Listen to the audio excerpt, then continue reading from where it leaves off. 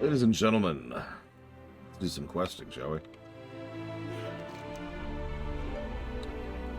In our fight against Farok's forces, a group of my fellow druids went out in search of a quiet and safe place to rest. But with his forces closing in, no. I have to start planning for another assault. I can't split my time as much as I wish. Last I saw them heading south for a cave by the shore. Please, I just need to make sure that they're safe. Narrator, they are not safe. Right.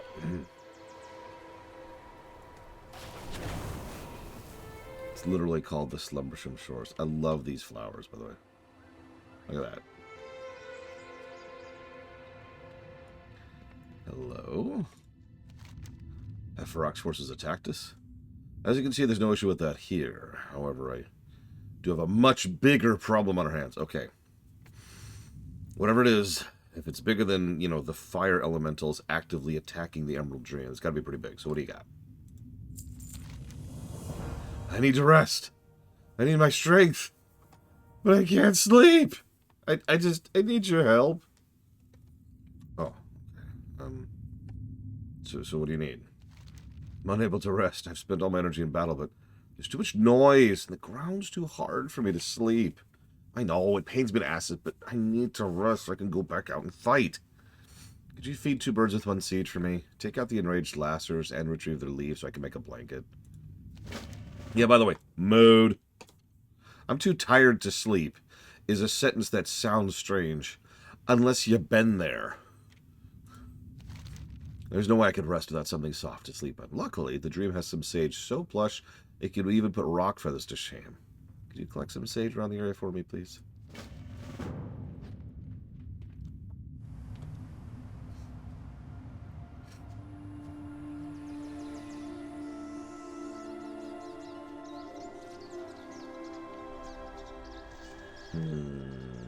Ricardo Monteblanc being Marcus.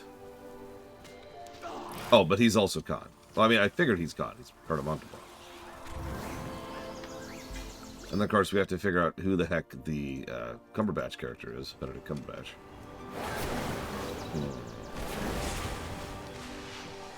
Oh, I see why I'm augmentation right now. I did the class audit last night. Let's switch back to Devastation really quick. You may or may not find this interesting, but I decided to rate Augmentation a little bit better than Devastation. Because even though Devastation is obviously better for just running around and soloing, the fact of the matter is, Augmentation is a better designed spec, better designed class. It is fascinating how it interweaves with itself, how it encourages the player to think about what they do and when to maximize their output, not for themselves, but for their party. Like, it's a good spec. I would absolutely be playing Augmentation in a group, 100%. I'm actually thinking about making this another of my 80s, just to kind of be able to experience that.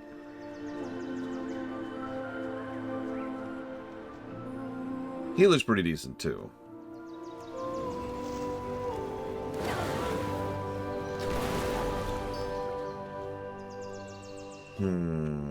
No, hang on. I'm still thinking Von Falkenstein, because I'm not sure it changes anything, as weird as that sounds.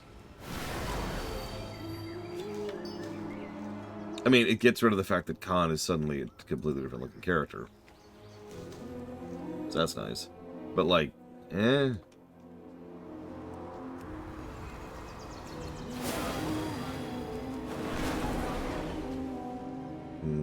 Hey, Xavion. And good morning, everyone, by the way. Von Falkenstein, Roman Cure, Evo, Izmira Star, Goida.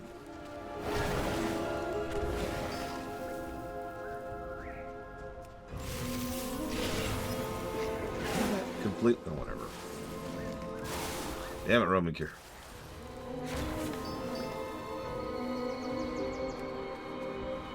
Well, I apologize for being extremely boring, Roman Cure.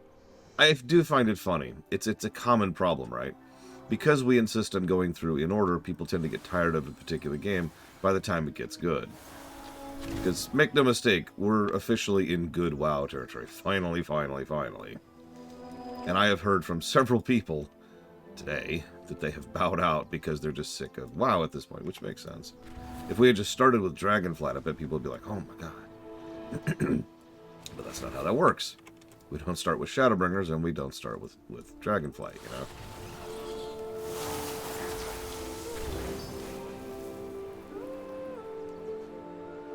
I do apologize. This works better in my head, too, because this is how I tend to prefer things. I like to build up to things. I like to get the grunk out of the way first. And then be able to have the good later as like a reward for getting through it, you know? And let me tell you, Dragonflight is a hell of a reward after Shadowlands. Oh my god. Frickin' Shadowlands.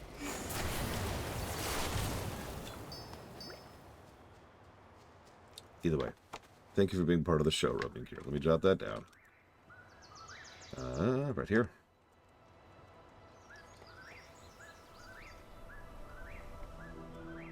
So that's going to be Wonder Song, Tactical Breach Wizards, Ants of Senar. You got it. Let's see if we can help this poor druid get some rest, yeah?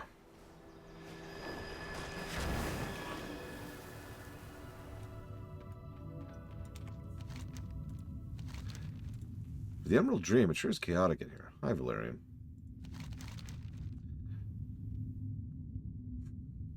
My Star Trek lore running feels the same way, Evo. I don't know if I've told you this yet. So, we go through Trek in order, right?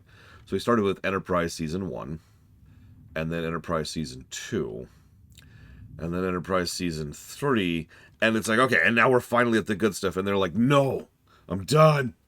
And it's like, but we just hit the, we're just at the good stuff. No!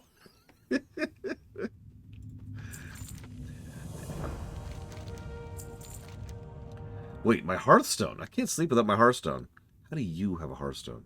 A Jarden stole it during our last battle. It stays warm perpetually while I always sleep with it. I'd like to ask more of you, but could you get my Hearthstone? The Jarden that stole convenient for Rock's army, which is north of here. Okay. Yeah, the amount of games, shows, movies that take a while to get good is weirdly large.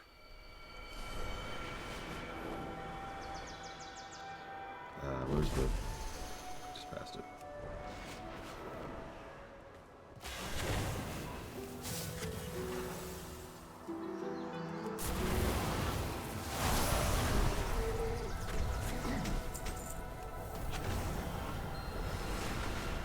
Yeah, I think I've told you this. PAX really didn't like the first 3 episodes of Andor. All the establishment episodes. It only caught his attention when the heist started.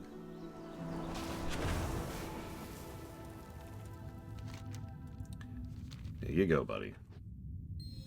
Go lay down.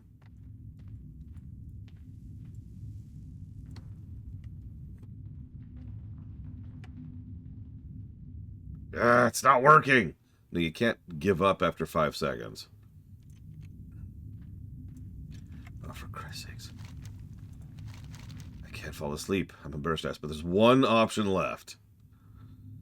I'm not reading you a lullaby. Why can I not sleep, even with a heated blanket?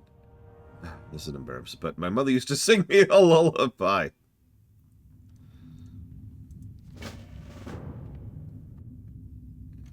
See, I think I'm the absolute weirdo there. Andor caught me in its first episode. Okay. Rockabye blood elf on treetops. Oh, that's hard to do. In Ysera's embrace, the forest sways. With ancient chants we'll dream away. Through moonlit mists, calmness shall rise. Sleep now, child, neath starry skies.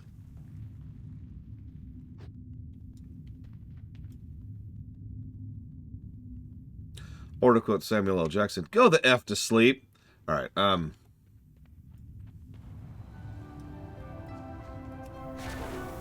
it's actually pretty rare that anything hooks me immediately.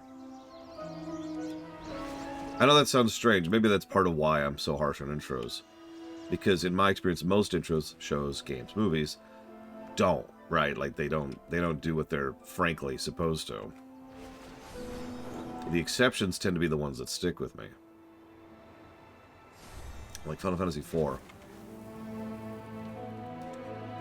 Or, Arcane. Or Empire Strikes Back. You remember Empire Strikes Back's intro? It's really quiet. It's the shot of the Star Destroyer. There's no dialogue. There's no characters. And it's firing off the probe.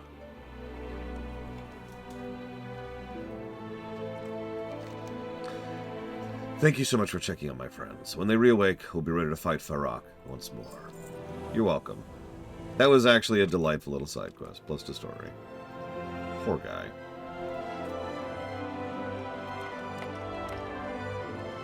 Oops, this actually goes down here. There we go.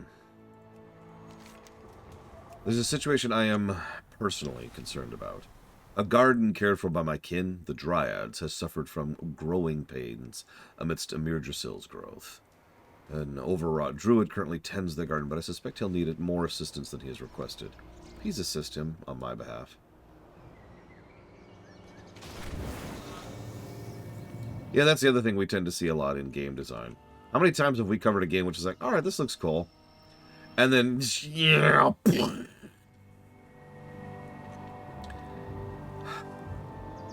Ithidris, one of the Dryad acorns is missing. What? But I counted all of them. Twice! Must have lost track when that glade hind rammed into me. I'll take care of it. They're my responsibility. I just need a moment to search. I am honored. Be careful. Cenarius himself sent you. Oh, we could use the help. We need to find that acorn. Good luck, friend. Acorn? Till next we meet. The sanctuary has been overrun. The roots of the world tree have grown alongside the garden, but it seems the wildlife has grown uncomfortable with the change. Please help them get out of the restless energy. Maybe when they tire out, they'll relax again. Goddess, watch over you. With the garden in such disarray, the pine shrews here are hoarding seeds. Important seeds. Seeds we've spent a lot of time caring for and teaching. Please shake the release. Shake. A gentle shake will release the seeds properly. Please hurry before they run off with any more. May the stars guide you. If you happen to see a dream acorn at pine shrew toss, don't get it wet. At all. We don't have time for that. Okay. Is it after midnight? Oh god, how do you tell time in here? That's a good question. How do you tell time in the dream? Like, time still follows the same general patterns, because enough of that nonsense. But, like... you just bring a clock in? I don't know.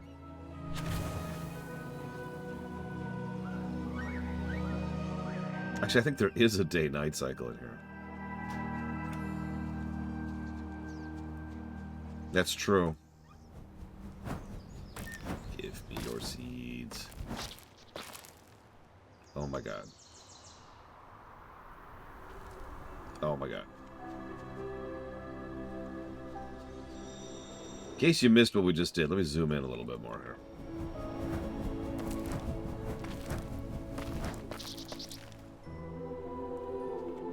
Okay there, buddy? Yeah, okay.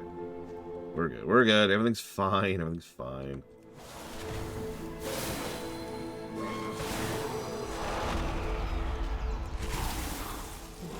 Really?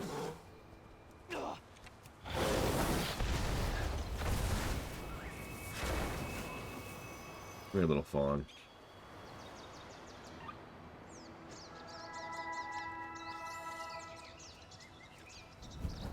See, we could tell Evo would go to Amir Drasil. Or the dream, I guess. He was like, I want to be a druid. Okay. That's a valid and long honored history of, you know, dedication and good work and helping the world. So why do you wish to become a druid? Because there's cute things! And then, of course, the teacher says, yes, we hear that a lot, actually. Fear not, there are many cute things that need tending in the wilds.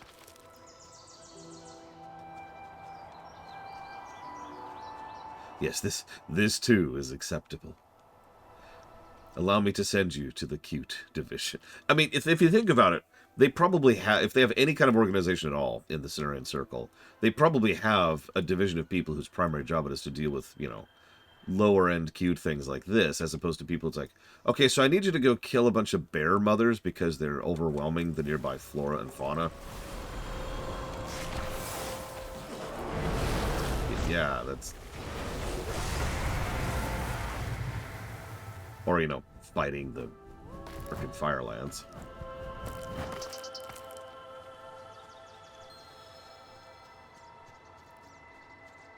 Yeah, like the Dryad at Hyjal. Alright, come here, dude. Yes, I've got a job for you. No, I need all the seeds. No, all... Okay.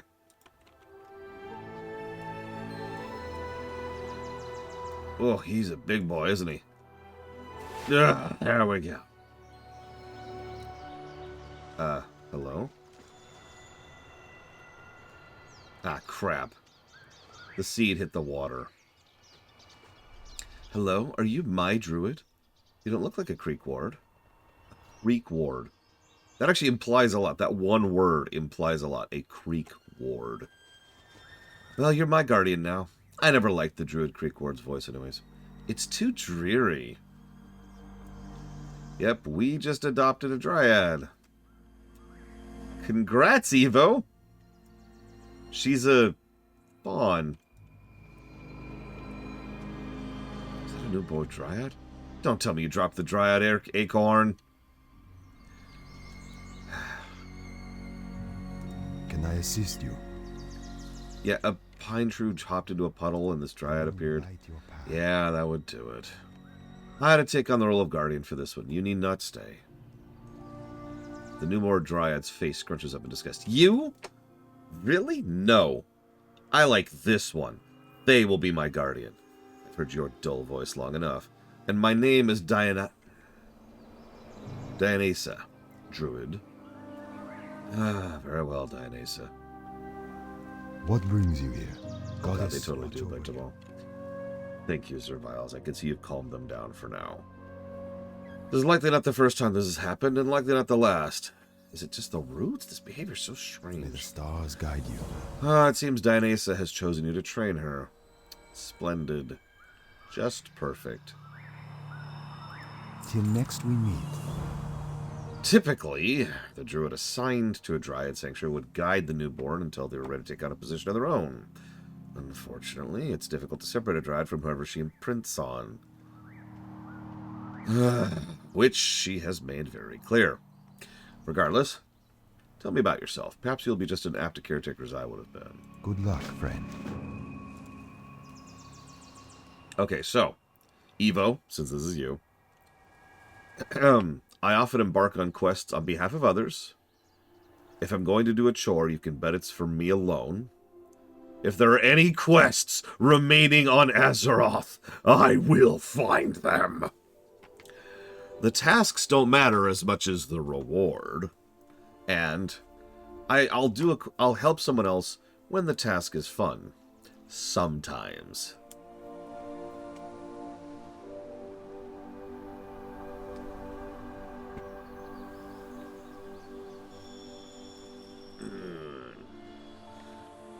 If there are any quests remaining, I will find them. Well, good to know then. Dryads take on many duties, including receiving subs from Mr. Red. Preparing Mr. Red for them is quite important. Now, how would you describe your general disposition? Not even a 4th Legion invasion could sour my day. Happiness and joy.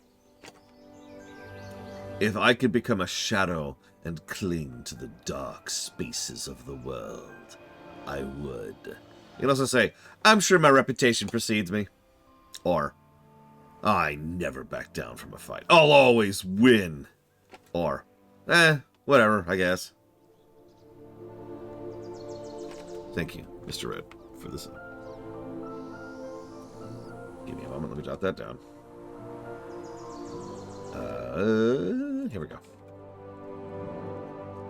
And that's going towards Talos Principle and the Jedis.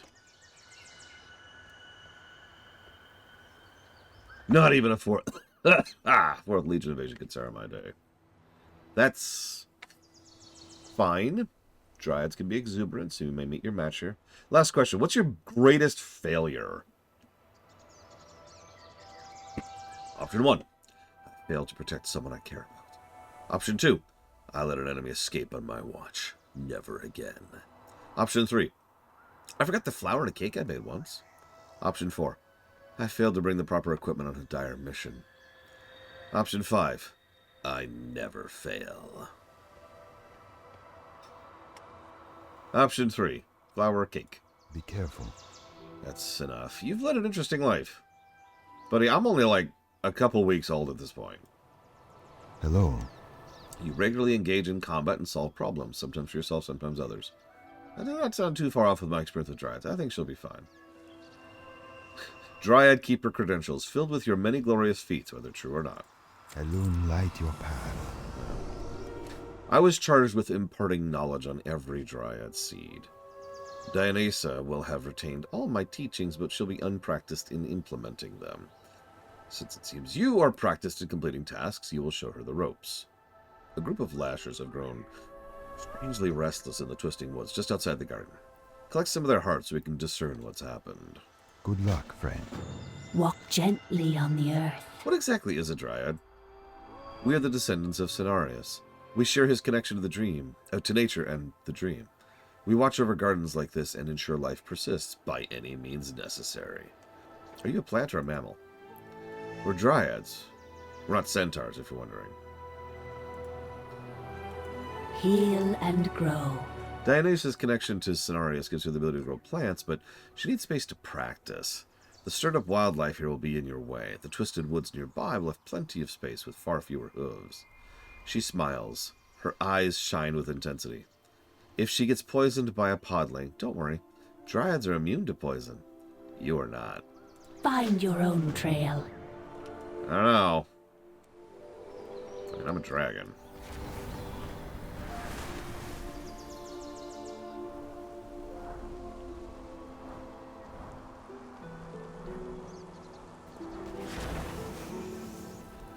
Alright, step 1. Ah! Follow me, Dionysa. Together we will conquer this pathetic world and create a new faction. For Dryads. By Dryads. Because of Dryads! I accidentally killed that butterfly.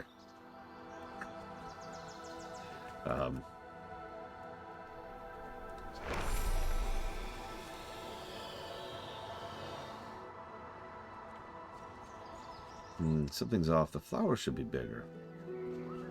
Don't worry about it.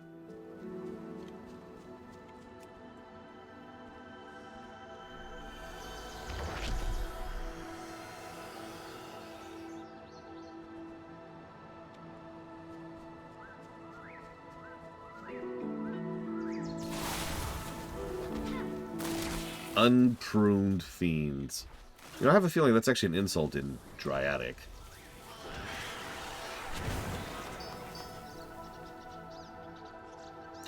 The dense core of a lasher, reddish-green ooze coats the exterior in a pungent smell.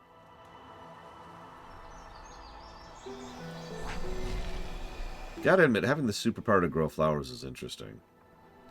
The soil must be weak. Or maybe I need to be stronger. This is so much fun!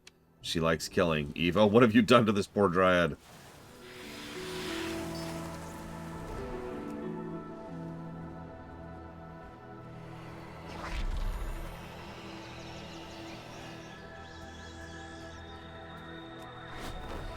Oh, man.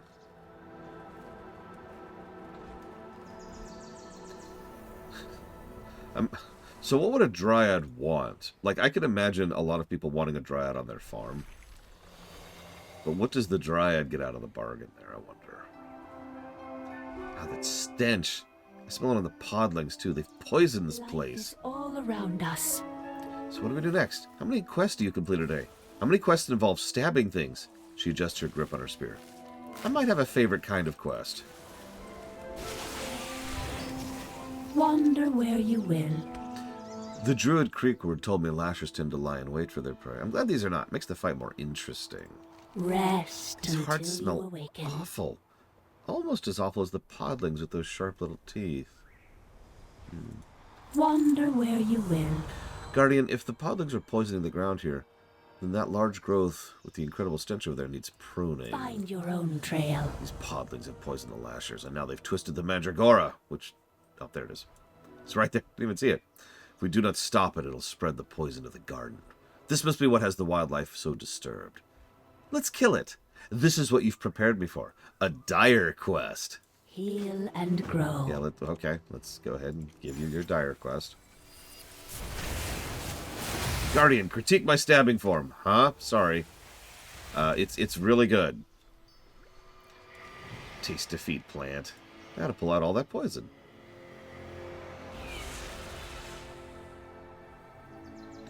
That was unpleasant. Oh, I'm feeling better already. See?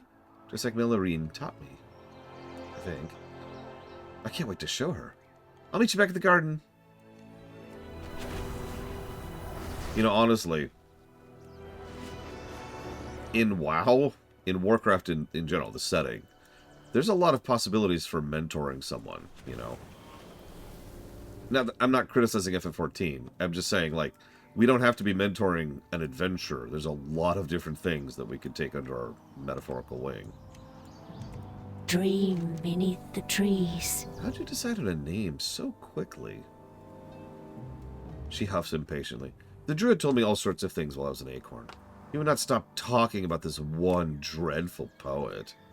I don't know what he was trying to teach me with that story, but I learned the name of the poet's greatest rival, Dionysa. She named herself after the rival of a poet her guardian wouldn't shut up about. How'd you get here again? The druid Crickford tells me he had lost my acorn in a garden, and you dropped it in a puddle. All dryads come from dream acorns, but not all dream acorns house dryads. I'm glad my acorn was in your hands. Aww! Crickford mostly tends to the dryad seeds, it seems, and there's not much he does aside from talking to them all day with his wearisome voice. Millerine is the lead gardener. I take all my orders from her, but your orders always come first. Rest until you awaken. Oh, that's a cool idea, Esmeralda Star. Hey, Guardian. I've never felt more alive than with a spear in my hand. She smiles in a way that bares all her teeth. Thank you for your guardianship. Find your own trail. Heal and Guardian. grow. Teacher? Parent? I want you to tell me what I call you. The other dryads will ask me who my druid is now that I'm working in the garden on my own. I want to tell them I don't have a druid. I have you. What title do you prefer? Wander where you will. So, mother, father, commander, or guardian. Evo?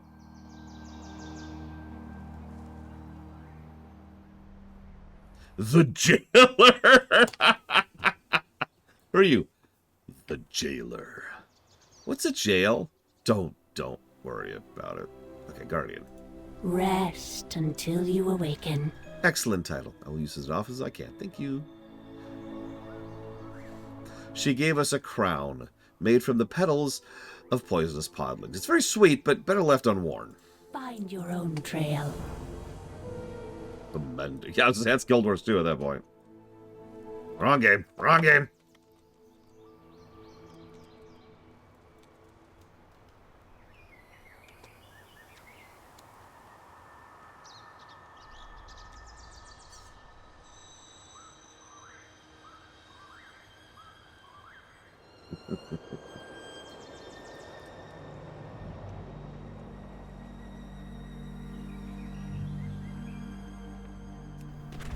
Once again, nice little side quest. I know WoW has always kind of had good side quests, but God, Dragonflight has been crushing it on the secondary quests. We've seen reports that the Druids of the Flame have established another staging ground just south of the Eye of Ysera. Unfortunately for them, their incursion point has disrupted the local wildlife and drawn the ire of the Mother of Flight. Speak with Aviana. Please shut up, Alexstrasza. Speak with Aviana and lend her your aid. We will need her eyes and wings in the battle that is to come. I sense enemies lurking too Rithra. close. Speaking of Commander. The mother tree. Why do you care what they're doing? Fascination, my precious friend, is the only reason I care. Change comes to the dream, and you're not the least bit curious. Curious. I watched them and their sycophantic leaders burn Hyjal. I will not let them... Yeah, remember, Aviana was there during Kata at the burning of Hyjal. Oh, a friend. Mine or yours? Rest assured, I am no friend. The skies are my domain, mortal. I expected Cenarius would send some support eventually, but this foolish, ground-dwelling Loa... Aviana taps her talon in annoyance as she gives Kanzu a side-eyed glare. I am Ugh. reborn. Kanzu may be content with letting these heretics destroy the fabric of the dream, but I am not. Bring me scraps of their armor, stained with blood, as proof of your deed. Don't hold back. Remember what these heathens are capable of. Oh, is this your dream? Or mine? I have met and aided many spirits of the wilds and those that worship them. You are new. Doesn't that make this all the more exciting? An unfamiliar droplet in an ocean of ordinarius. The wild gods, the august celestial, the Loa you're familiar with. Instead of perceiving me through the lens of what is known, consider an alternative. The tree of life is vast, her crown reaching high and her roots sinking deep. You've only seen a few of her many branches. Goodbye, and hello, as always. Yeah, dude, I've seen other planets. I've seen other planets burn. You've been frightfully predictable. You again? Well, you must be here to help, correct? Absolutely you are. Why not? Why would you not? These developments are so exciting. What could these desolating druids be up to? Fortunately, a few of my friends have infiltrated the druids. I'm sure they have quite the story to tell. Go forth, my curious companion. Bring back exciting news. Getting lost is the best way to find things. Yeah, Kanzu... Nobody likes Kanzu. Well, in universe, nobody likes Kanzu. Except for their followers, of course. I don't know how I feel, Mr. Ed. I mean, good. Accomplished, satisfied. I'll be honest, though, like, being this far into WoW is already kind of accomplishing, if that makes any sense. Finally reaching Modern WoW was just a breath of fresh air I didn't even realize I needed. It is admittedly funny to me that the barrier to Modern WoW was freaking Shadowlands. Like, really think about that for a second. You couldn't design that. Like, that actually sounds like something that would be part of a story. Okay, here's Paradise, you know, or whatever. Here's the Elysium Fields. But in order to get there, you gotta go through hell. You find some singed research notes on the slain druid. The notes detail experiments being carried out by the druids of the flame. You learn they have created an unusual pollen capable of infusing dream flora with their flame-imbued magic. The next stage targets the local wildlife with the same pollen. Okay, I can do that.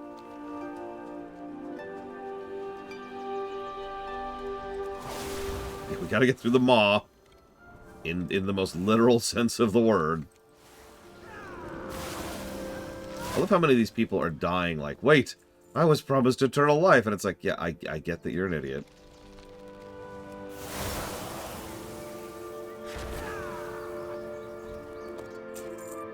So, I mentioned earlier how the dozens of Moonkin were showing off the new Moonkin customization options. So one of the other reasons I want to go through Amir Drasil someday with a druid, I don't know if I can get a good shot of it because he's right next to the trees, is there's a fire Moonkin.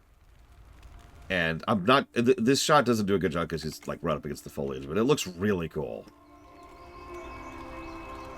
The dreamless druids come and go, but they know burn. They watch plants. They change plants.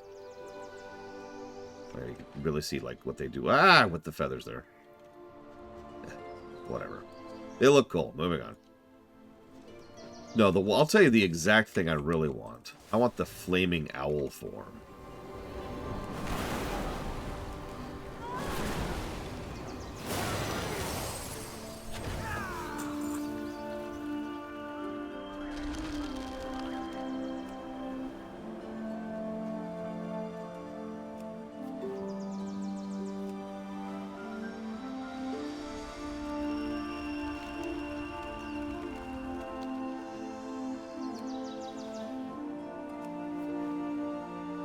I think I have my answer for you, Von Falkenstein. Sorry, I've been chewing on this for a while. So, what I would probably do as a writer is enjoy your sleep.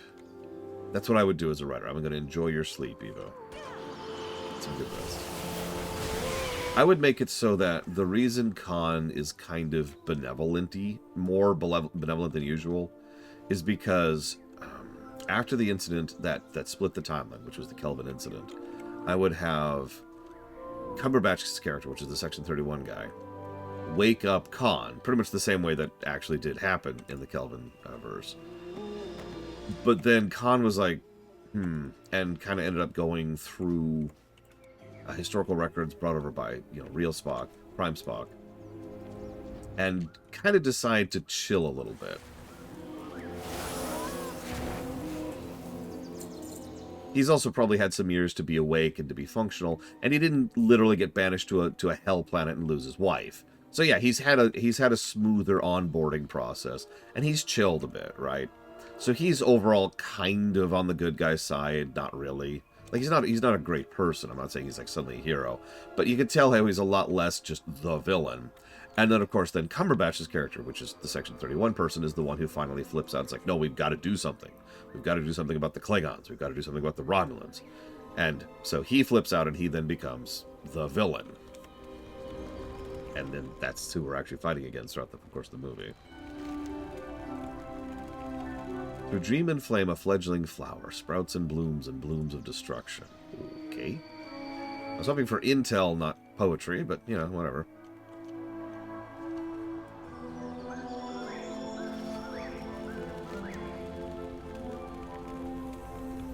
Kanzu?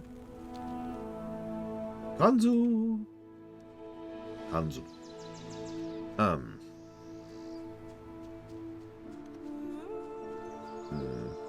But in response to your more recent statement, I don't know.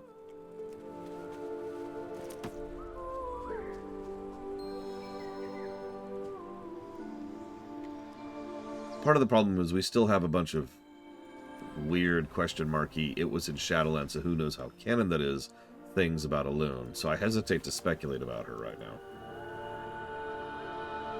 Kanzu, got it. Kanzu. Yep, Kanzu, whatever. Let's look at these research notes. As you open the disorganized ashwood binder, you flip to an official-looking letter marked with a sigil you've never seen. Now is the time to embrace our inevitable future. We will remind our people that fire and life can coexist. Attached to this missive, you find instructions to carry out until our allies have finished their preparations. The dawn of our triumph is upon us! Soon all we have worked for and all that we have accomplished will bear fruit. From ashes we are born, upon flames we descend. You were assigned to Lunadane on the western shores. Our new allies will require a demonstration of our expertise with fire and nature. The local blossoms will do nicely. Show our new benefactors the power we hold over flame and nature. I will oversee the distribution of our needed supplies from our contacts in Valdrakken. Expect delays in our herbs shipments. I am staggering our purchases and shipping lines to evade detection from the Consortium and other watchful eyes. New Cinderbloom. 2 crates. Shut up! 2 crates. New variant supplied from Hyjal. Low supply due to supply line conflicts. Magnolia. Harvested from the Firelands. Ready for available access. Firebloom. Harvested in Tannerus in Searing Gorge. Blah, blah, blah, blah, blah. The bough blossoms in these parts of the plains are remarkable, rife with potent life energies. It was difficult to set them aflame, but even when doing so, the blossoms regenerate rather quickly from the center of the flower. I wonder if it has something to do with the proximity to a dream portal. Our efforts to imbue the blossoms with living flame continue, but their resistance to change has halted our progress. New Cinderbloom properties have inspired an idea of how to approach the infusion of these blooms. Success. Upon observing the rapid burning and growth of the Cinderbloom's petals when ignited, my cohorts and I have attempted to mirror the approach with the bough blossoms. So, final flame blossom infusion. Infuse the petals with enough flame to spark ignition. When the regeneration from the center of the flower begins, sequence several channels of flame into the central stamen. Overloading the regenerative portions of the bough blossoms results in utter suffusion of the flowers, turning them into flora of living flame. Has been driven into a danger. Further inspection reveals these flame blossoms refuse to die. Rumors are going around that another group has captured a dream guardian. Will be transporting to the ruins. I Wonder what sense they found. enemies lurking too close. My faithful students, as our kin continues to convert other guardians of the dream in preparation for our invasion, I am faced with a daunting logistical problem. Every druid we dedicate to converting and infusing the denizens of the dream with flame is one less druid we have in our ranks to the world tree once we open the way. For to turn the very forests of the dream to our cause, we cannot hope to convert hundreds or thousands of lesser creatures by sheer force alone. Fortunately, I have been inspired by your success with the Blossoms and Lunadane. Once our forces have entered the dream, a few of you will begin your study on the local flora of the realm. I believe the secret to unifying nature and fire can be found in the dream itself. If we can infuse the flowers and plants of the dream into specimens of living flame, God dang it, then we can help usher in a new dawn that the prophet promised us. We're not here to burn or sear up the beasts and flowers and trees. We're here to change them. Our future, the future of this world, depends on our mission. From ashes we are born. Upon flames we ascend.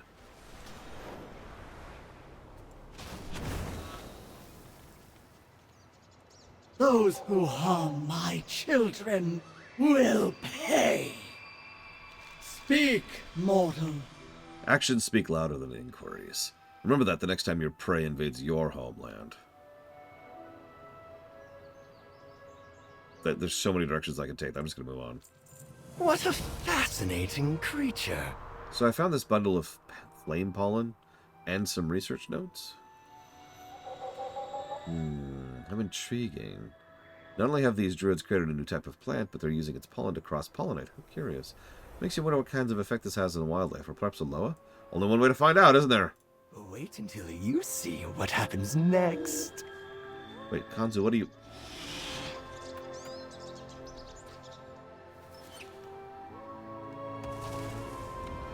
This pollen, this change is boring. Predictable. This isn't change. Ah!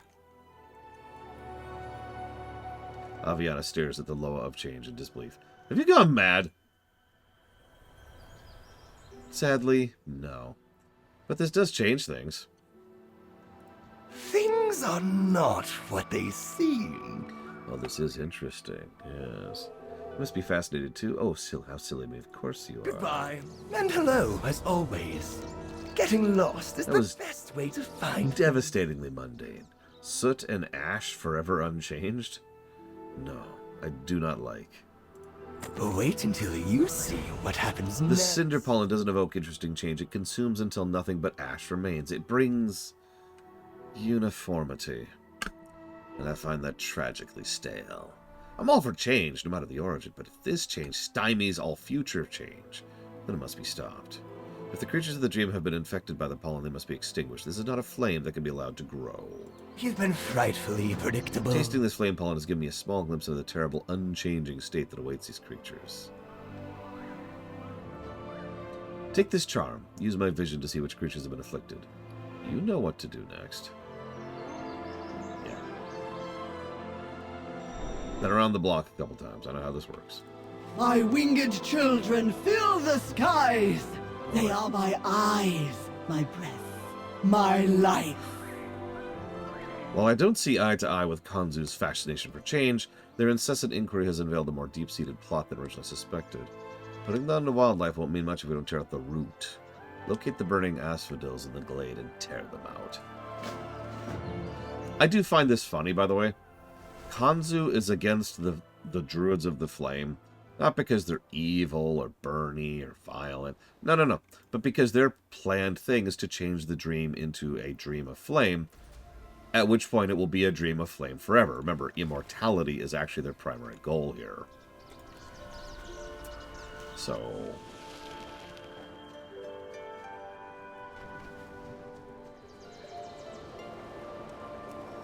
yeah, no, Kanzu hates stagnation. So, nope. Anyways, where we're at in the story. Yeah, Dream of Flame. Nah, I'm good. We're doing the secondary quest of the Emerald Dream right now.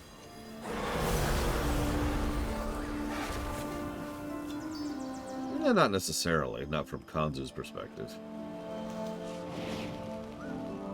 Especially given how many options there are for after death in this setting. No, I don't mean the Shadowlands. Let's just throw that out the window. There's been plenty of interesting fates for someone after they die in this setting. Honestly, since Warcraft 3, which is when that really started becoming a thing.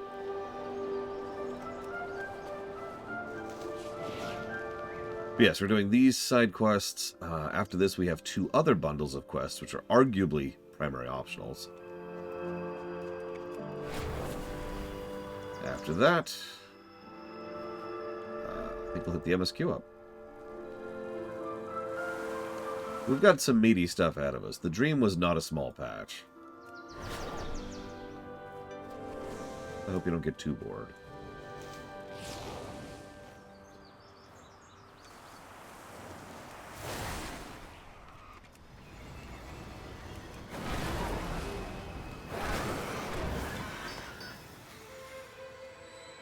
Oh yeah, we knocked out a huge chunk of 8.10, not an 8 for some reason, 10.2 by getting the Heritage quests done.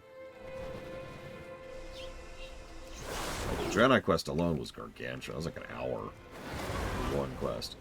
One way or another, we're very likely to go ahead and get done with Amir Drasil today. Like, I'm actually going to be surprised if we don't finish Amir Drasil today. I'm not 100% sure if we're going to finish Dragonflight today. There's a lot of epilogue. Now, we have covered a little bit of it already, like the Reclamation of Gilneas. But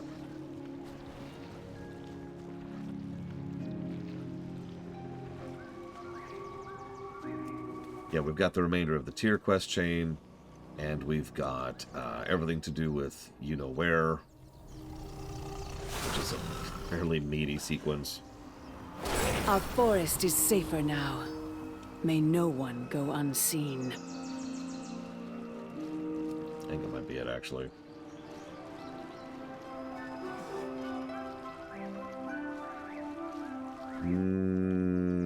Maybe? I thought that was a pre-launch event.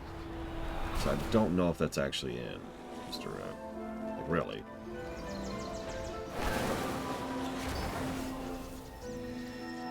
According to Izmira Star, it's still in. I don't know where to start it, but we'll figure it out.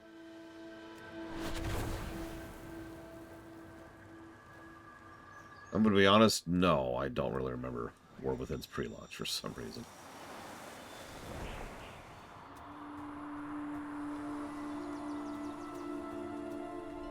Oh yeah, it was running around in Dustwallow and like Dragonblight and stuff like that. Yeah, it was one of the bad pre-launches, that's why it was really just kind of...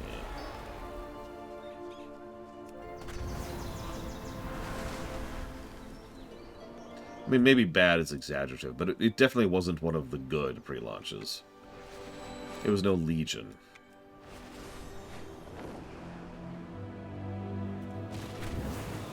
Come now, Aviana. Is credit not due where credit is earned? Your penchant for fascinating inaction has finally yielded fruit. Do try your best not to choke on it. Oh, you wound me, Lady of Birds. Do not mistake my curiosity for change for meaningless inaction. Wrath, I still think was a good pre-launch, but the funny thing is, Wrath was kind of an accidentally good pre-launch, you know? I talked about that extensively back when we were covering it. Because I agree, it was a good pre-launch, but it was mostly a good pre-launch because of us. The people whined about it so much that we've never had it again since. Speak, mortal. If the asphodels are allowed to spread their foul pollen unchecked, the rest of the dream is in grave danger. The skies are my domain. Well done. I'll ensure Sonaris is made aware of the damage these weeds have inflicted. A few dryads should be able to clear up any remaining pollen or flowers you might have missed. Are you supposed to be here? Imagine the lengths these agents of monotony had to go in order to get me, the Loa of Change, to interfere with their dream-changing plot. The absolute gall. Wait until you see what happens next. Those research notes you brought Kanzu made mention of the ones behind these foul experiments. The Overseer, one named Charadin, has been under our noses the entire time. He oversees the research below us. If we're to permanently end their terrible experiments and disrupt their progress, he must be made an example of. Mortal, your dedication to these discoveries has been something to behold. I'm almost a little proud to have set you on such heroics. This should always be about you. Of course, Aviana. And this mortal already expects as much. As a friend of Kanzu, they've come to know me quite well, or perhaps not at all.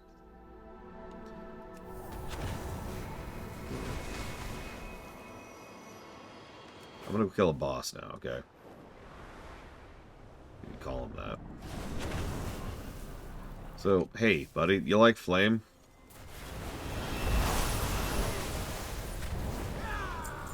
I guess he didn't. Huh, I figured that would be your thing. Oh well.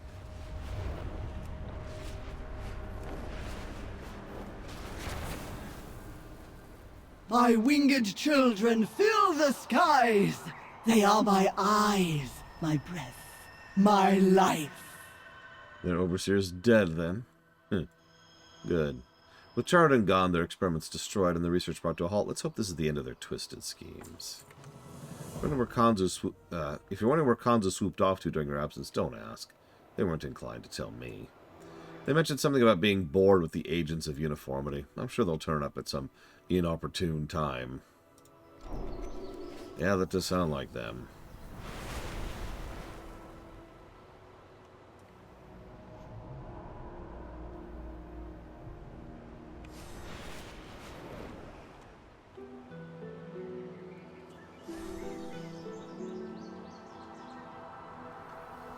Our enemies seek to corrupt Amir Drasil through its exposed roots. Assist our druids in eliminating this threat. No, I'm good. What? But we need your help. You're fine. You don't need me. Huh? Okay, let's do the Lillian quest next. My fate. My curse. So this is Dalaran Summermoon. On the off chance you don't remember who this is the woman from the Sylvanas vignette. She was one of the Night Elves who was fighting Sylvanas during the War of the Thorns. And she died, and was brought back as a Dark Ranger. She's poked her head in periodically ever since. Death spares no one. Ah, so you are Zerviles. I suppose Lillian consorts with heroes of all sorts now. She sent me a message. She and Chandris have been tasked with tracking a powerful druid of the flame. He continues to elude them, but with your assistance they believe they can corner him and his dryad conspirators. Seek them out if you're able to aid them. We are all damned.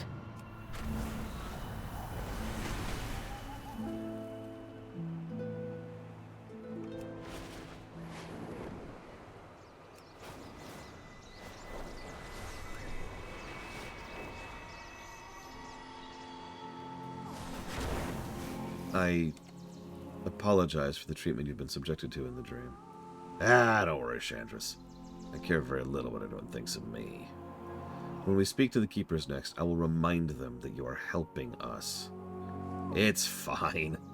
I'm not exactly thin-skinned. Or skinned much at all. Hello, Judo Joker. Good morning, Sean. Ishnu Allah. Why am I working with Chandris? What are you, a city guard? Not all Forsaken agreed with Sylvanas' actions. We didn't want Teldrassil to burn. We're not the monsters many think we are. Maybe it's time more people knew that. Maybe this'll help. For her part, Chandris has been patient and welcoming.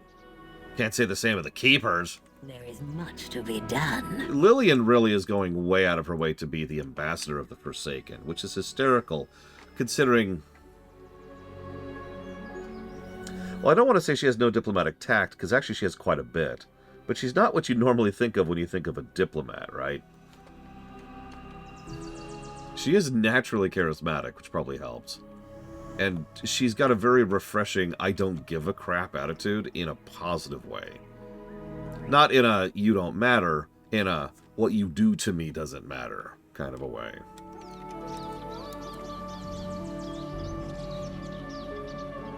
Speak freely. Good. We have cornered our quarry. Let me brief you on our mission. Keep your eyes sharp and your footsteps silent. On your mark. True, Ms. Miristar.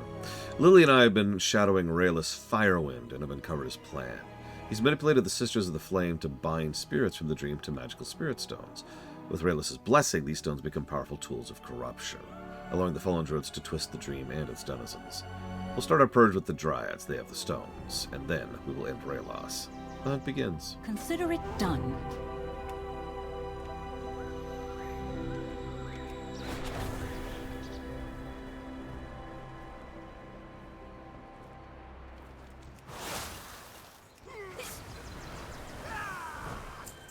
It helps that Lillian is probably like...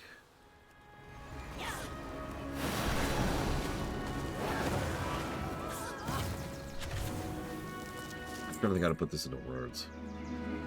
This is going quickly with Zerval's here. Yes, I'll have time to return to Mirdrasil and take on another mission for my people. Well, aren't we an overachiever?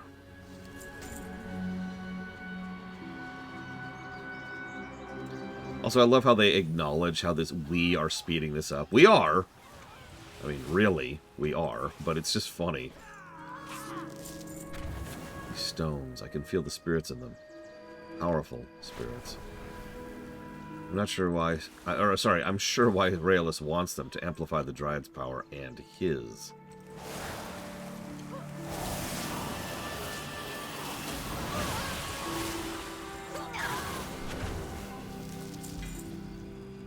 Why didn't you send someone else to do this? This seems below your pay grade. All missions in the Dream are of the utmost important. I will not let another tree fall.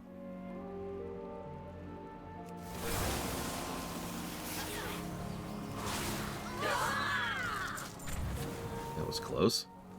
The power these Dryads have and the ferocity. Yeah, I am disturbed by it also.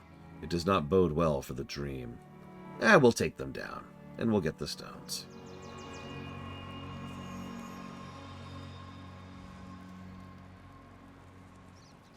I think the way I want to describe this is Lillian is absent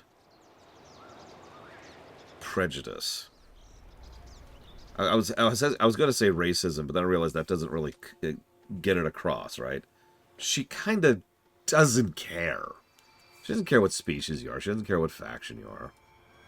Unless you're Scarlet. You get my point, right? As long as you're anywhere near a decent person, it's cool. It's whatever. And so she tends to get along with people naturally because she doesn't hold grudges like that. Unless you're Scarlet. The Sentinels stand ready. Tread carefully. Good. Now let's put an end to Rayless' madness. We will find the answers. This operation would not have come this far without Lillian's aid. We may not have much in common, but Lillian is a dependable ally. After fighting side by side in the Dream, we have an odd kinship forged by this mission. Together we'll finish this. With the stone in hands, it's now safe to take Rayless and end his little crusade. Goddess watch over you. Exactly as Miristar. Chandris kind of tends to fit the same vibe once she's written well. And same with Kalia, and same with Tess. So anyways, let's kill a flame druid with fire. Chandris, what are you doing? You were way too close. I know. I wanted Chandris' face twist with anger. You know what I'm doing, Lillian. Meet me back at camp. Chandris? Was it something I said?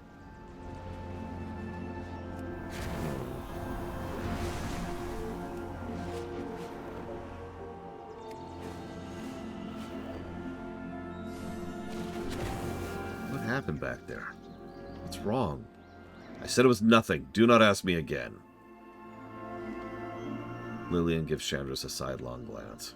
I am listening. That was a... Her gaze is locked on something else and she seems deep in thought. Shaylune would probably like to take a look at these stones. Nature will heal. And it comes to logistics before Shall we we go. begin?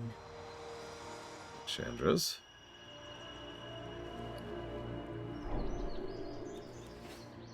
Okay. My blades stay sharp. I haven't worked with Chandris for long, but it's unusual for her to act like that.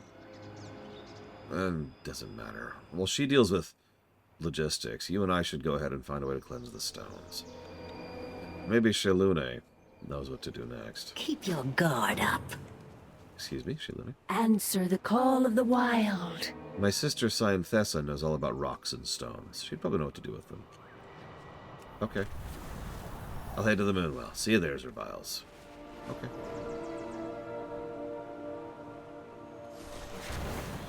Alright, I placed the stones where you asked. Now what? Now you move out of the circle and wait for Chandris.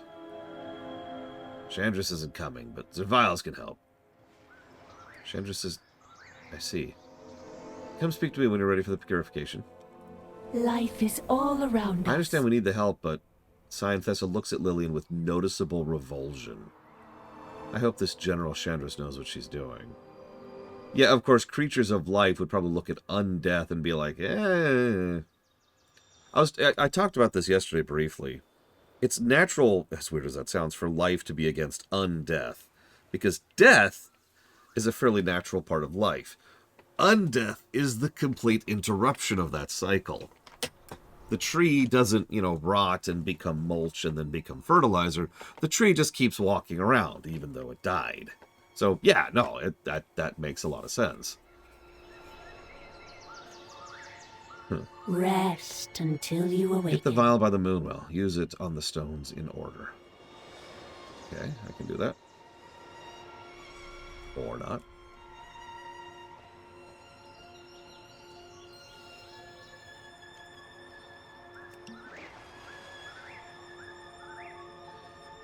Rise now, Leaf Spirit. You are free to roam the dream.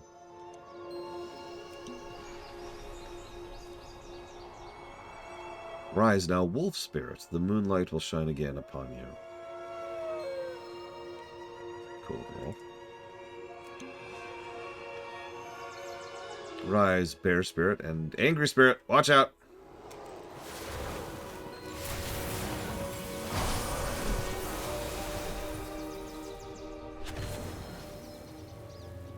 We're cool. Everything's cool. It's just a bear trying to claw my face off. Wait, this stone is damaged and cracked. I'm sorry. If there was a spirit in this stone, it's no longer there. Anywhere from a petal or a stone to someone I felt connected to, I sense fear, pain, and great trauma. It'll require great care to free this spirit. Chandris will know what to do. Keep the vial of Moonwell water. You're going to need it. Okay.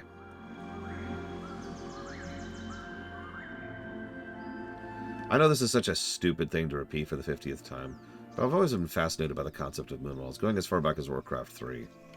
The idea of magical water that sustains you by itself is just engaging to me. It effectively means that you're getting magical sustenance via physical means, right? The water's barely relevant at that point.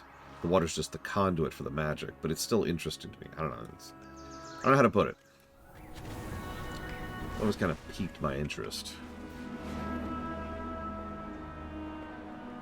And yeah, if you think about it, there's a lot of different types of magic that could go into that water to sustain you. I live my life in the shadows. It's a little hard to deal with these stones if Chandris is off Do somewhere. not linger. I knew coming into this Chandris likes to work alone, but letting us know where she's going would have been nice. Not a great turn in our professional relationship. Keeper Silas won't speak to me. We should look around camp. Maybe she left a note or a clue. You take a look around. I'll see if I can get anything out of Silas. I'll wait here, in case she comes back. Much to be done. Well, let's see what was going on back here. Oh, there's a mission journal. Why am I dwelling on this now? Why here? I hear battle shouts and screams of fear. I smell rivers of blood in the streets of Arahinam, my home. I feel the loneliness I felt after the Legion took my family, before Tyrande found me. Even then, I wanted to fight, but Tyrande forbade me, and I didn't listen. And my arrows tasted blood for the first time that day. But Tyrande was right. I was not ready. I was overjoyed when I found her side again. I was Captain Feathermoon then. The fell orcs destroyed my home. I watched Cenarius fall. How could I let it happen? A looming shadow crept into my mind. The writing becomes indecipherable. More and more demons came. Could not help everyone. We retreated. Some were left behind. In the end, the combined might of the allied armies did not bring down Archimonde. It was Malfurion. We won, but I felt weak. Cost was great. I watched Nordrassil. The symbol of my people, the parchment is unfinished and bears the marking of teardrops. There was nothing I could have done to stop the Naga from taking Sardor Isle. That was Cataclysm. I have rebuilt my home. For what? There will be a time when that home will fall, and I'll watch it be taken from me all over again. Someday I will not be able to take it back. There will never be a safe place for me to call home. I remember Theramore fading into the distance as I led the Sentinels into the Dustwallow Marsh. A few hours earlier, General Feathermoon was standing with my battle sister Jaina Proudmoore at the center of town. It's gone now, all of it. Stench of battle haunts the ruins. I could smell it. Here, in the dream, between these dense forests, it feels so real. Was there something I could have done? Toronto was the only mother I knew for 10,000 years. I thought I was losing a mother again. I pleaded her to stop the hunt, but I was too late. I watched as she was taken by the Night Warrior. Whatever hope I had was shattered by several partial or crossed-out attempts at writing Sylvanas' name fill this space. The Banshee Queen. I could not save her. I would have lost her if not for Ysera's intervention. I would have lost my mother again. Again, I was not enough. In Toronto's rage, she attacked me. Toronto, why could you not see me? Elune herself had to intervene, and what could I have done? Nothing. The Druids of the Flame burn everything. I have that sinking feeling in my chest, the same feeling when I heard Malfurion's call to defend Ashenvale. What are you doing in Silithus? I asked myself. Will it just end in tragedy again? Is this another Dark Shore? I can smell the forest burning. They were not, no. I was ill-prepared, and I led them into their deaths. Catapults raining arcane fire on our ships. Infiltrators using chaos to destroy the fleet. I had to sound the horns of retreat. I smell the fire between the trees. It's all around me. The handwriting is getting more erratic. The smell of burning trees. I cannot get out of my head. These druids. Teldrassil. I can't do this anymore.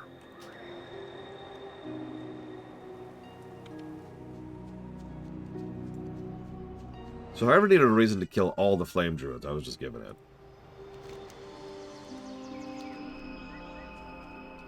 Giving us the information we need will only help you, Silas. I do not answer to the likes of you. I don't have time for this! Tell me where Chandris went. She headed south from here. She seemed full of haste. That wasn't so hard, was it? I'm gonna find Chandris. Zerviles and you are... I'm gonna find Chandris Zerviles, and you are coming with me. Yeah! Jesus Christ. Poor woman. So what's this? Boot prints heading west.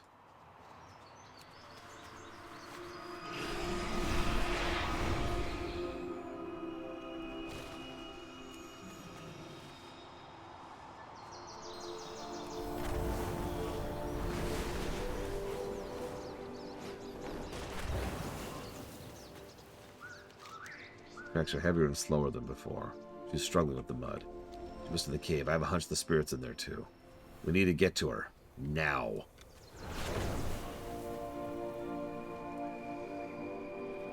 Chandris? What's going on? Why did you follow me, Forsaken? Leave my presence. This isn't you, Chandris. It's the spirit. It's bonded to you.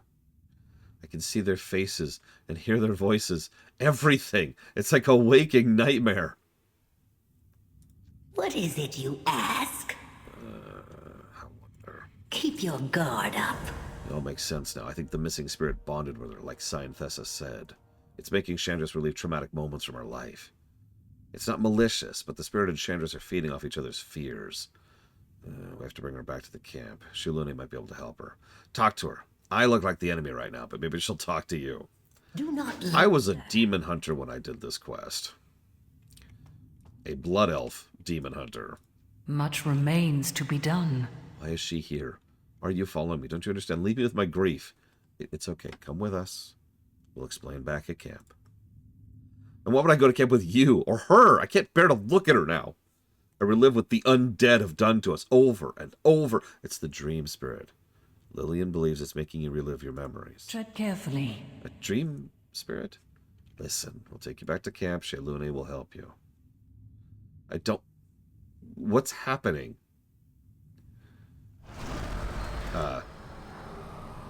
Okay. Well, this is my department now.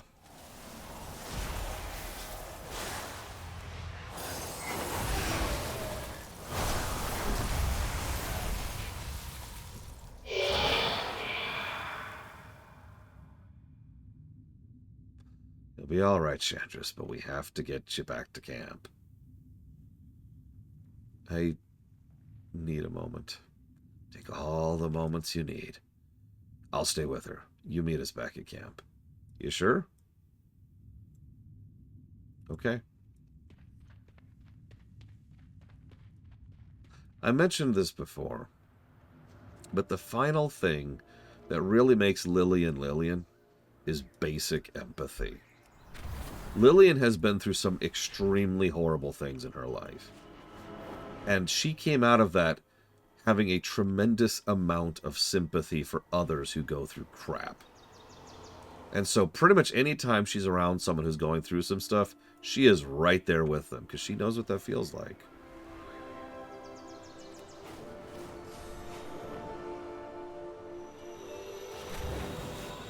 It should be easier to reach the spirit now that Chandris is asleep.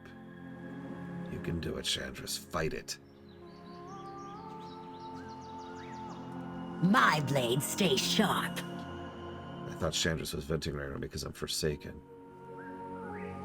I thought now that we'd finished the task, she was done with me. Wouldn't be the first time. But I'm glad I was wrong. I've come to have a great respect for her and her abilities. We have to help her. Keep your guard up. Zerviles, we need to work with Shaylune. Help perform the purification ritual. Shaylune says she's only done it on objects before, not people. There's some risk involved. I've come to know Chandra. She'd do the same for me. Talk to her. Get her instructions. Do not linger. Dream beneath the trees. I'll need a handful of sleeping glory flowers and a bit of somnium. Okay, I can do that.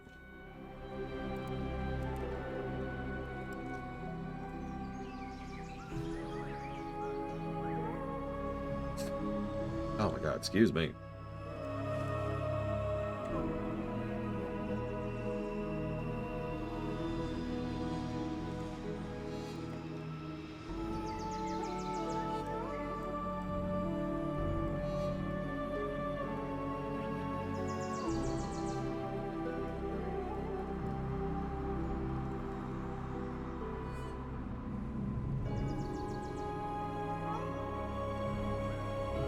Yeah, no kidding, Kraken son.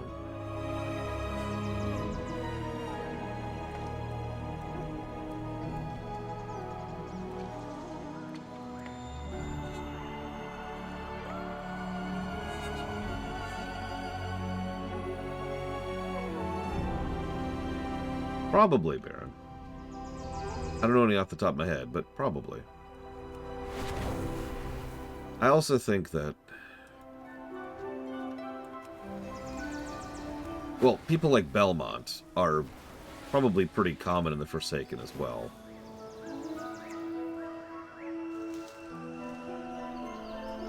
I don't mean like wahaha evil. That's different. That's the apothecaries. No, I mean like the other easy attitude to have as a Forsaken is screw you. That's it. Just ugh. It's actually kind of a punk attitude if you think about it. They've been through some crap, and they don't even want to deal with it anymore, so screw you.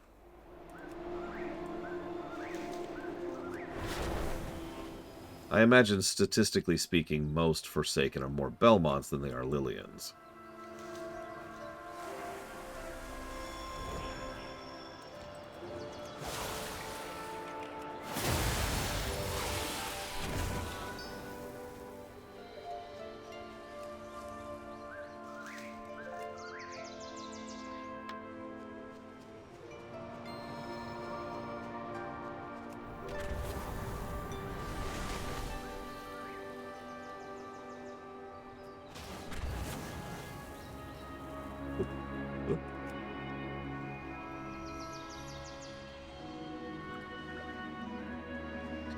Good. Now have Chandris drink the mixture. I never miss a shot. Rise, spirit. Let go of Chandris Feathermoon and return to your home in the dream.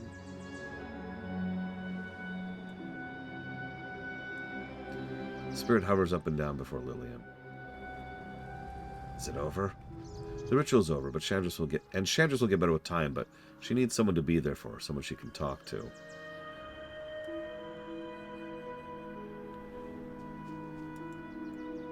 What is it you ask? I will help Chandris as best I can. Least I can do for another soldier. There is much to be done. I'll take care of her for now. I'll help her get back to Amir Drasil soon. Keep your guard up.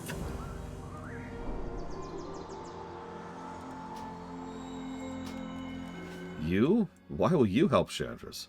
Because I've been through loss, too. I want her to know my people are not what they were.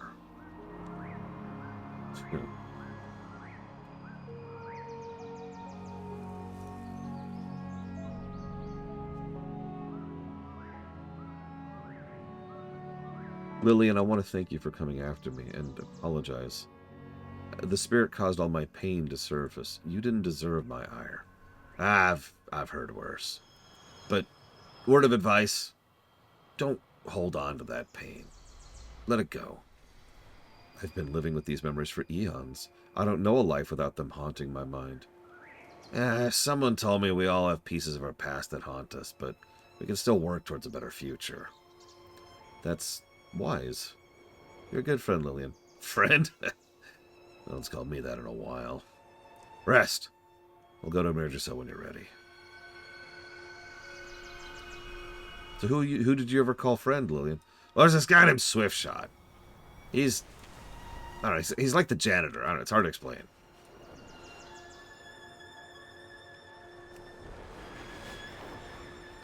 The janitor? Just, he's cool.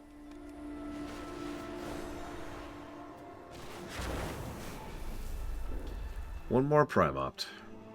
Is there something you wish to discuss? Ah, Zerviles. So wonderful to see you. You've arrived just in time. I was tasked with seeking out potential allies to aid in the protection of the World Tree. Your accomplishments speak for themselves. Your help greatly appreciated. What do you say? Up for some diplomacy? Sure. Never let your guard down. So tell me of the Netherwing. I confess I have not met them myself. However, Sibelian has provided some helpful information. It seems the Netherwing were back in BC and have been forgotten basically ever since. It seems the Netherwing originated from black dragon eggs hidden on Draenor. When the place shattered into Outland, the eggs were infused with the energies of the Nether. It changed them into what they are today, which makes sense when you remember that dragons are a morphic species, just like most of the innate species on Azeroth. They are now entirely separate from Sibelian's brood, but when you think about it, they're still our direct kin. I suppose we both have bizarre circumstances surrounding our origins. Until next time. Well then, I should go meet this representative. Mordanaku is his name. Apparently he's also a prince. Every action has... I suspect Viranoth might be interested in recruiting new dragons to the cause, but she'll need a little convincing. I just happen to be very good at convincing. I'll speak with her. Then we'll meet you in Valdrakken once she decides to join us. The Black Talon are always one. Lady Viranoth, Zerviles and I will be meeting potential new allies in defense of the World Tree. Would you care to join? No. I see. I thought you'd be more interested in meeting flights of dragons that were never part of the aspects of their broods. 1,000 pardons. Wait, I'm listening. Well, let me tell you of the Netherwing. I'm sorry. Rathian isn't exactly like an amazing politician or anything. But I do love how he just tends to dance circles around people who are not nearly as skilled with their words as he is. Like, Viranoth was trying to just shut that down, and he's like, oh, of course. I apologize for wasting your time. And she's just like, wait, hold up, what? Run that by me again. I'm an idiot, I should just heart it.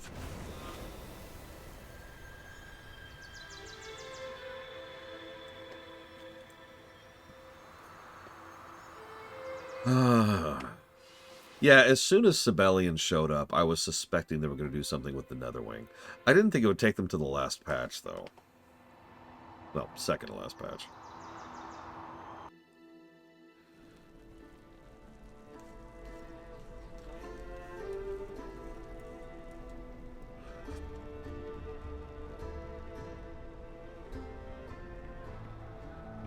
Yeah, Viranov actually has a pretty low tolerance for bullcrap, which makes sense when you think about it.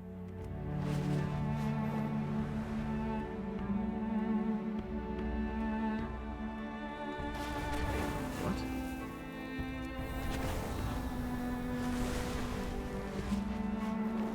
Is it down? Oh, right, here. Forgot this area was even down here. Yeah, there's a lower area to Valdrakken, which I tend to forget is even here.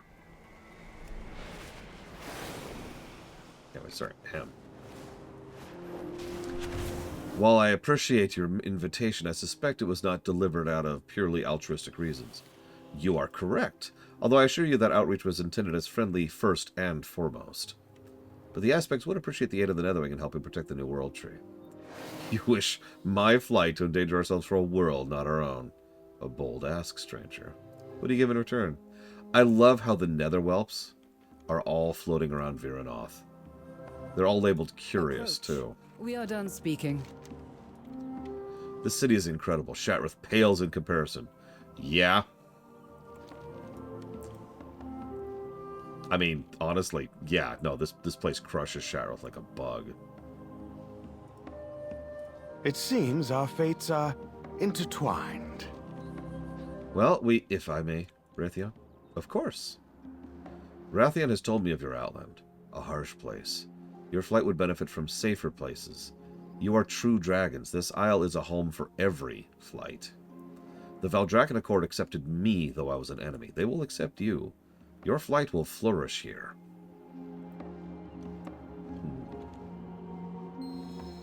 Well, Viranoth offers much to consider. On Outland, we fight for survival against a catacland and its denizens. The freedom to simply live and grow is tempting. Yet we have long lived away from bustling cities. Our current roost is rustic, but it's home. What option exists for my people to roost outside of Valdrakken? There's a bunch of mountains, like, right over there. A proper home for my flight, safety for our eggs, wings outstretched in welcome. These are what my flight desires. Yeah, it's actually, I almost feel like it's on purpose how much they keep pulling on Outland threads. Stuff from BC, right? And not even in a quiet, like, background-y kind of a way like they did in BFA. No. Like, right up front and in your face. I mean, the Draenei Heritage Quest literally had us going to Auchindoun. Speak your mind. These seem like very reasonable requests. Nothing obscure. Nothing secretive. I'm almost disappointed. I can handle one, but I need your help with the rest. Don't do anything. I believe I know just the location for them to roost. It's a wonderful view, quite secluded. I'd like to show our guests some of the sights of Valdrakken before we go. Meet you there? Azeroth faces many threats. Mordenaku, on behalf of the Valdrakken Accord, I would like to formally extend an offer of membership for you and your flight.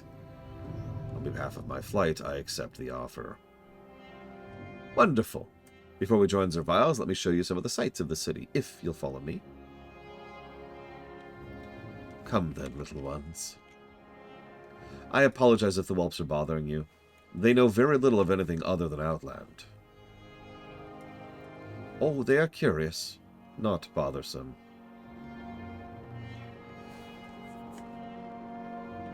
Don't, Xavion, don't get my hopes up. Don't do that. I couldn't take that. Although, something I've been thinking of several times with regards to what Bregwin just mentioned. Dragging Outland out of the Twisting Nether and back into normal space would probably be one of the most beneficial things you could do for it. Just that. Like, regardless of everything else. And so, yeah, making Outland a new moon for Azeroth. There's some title issues that we're going to have to deal with there, but, you know.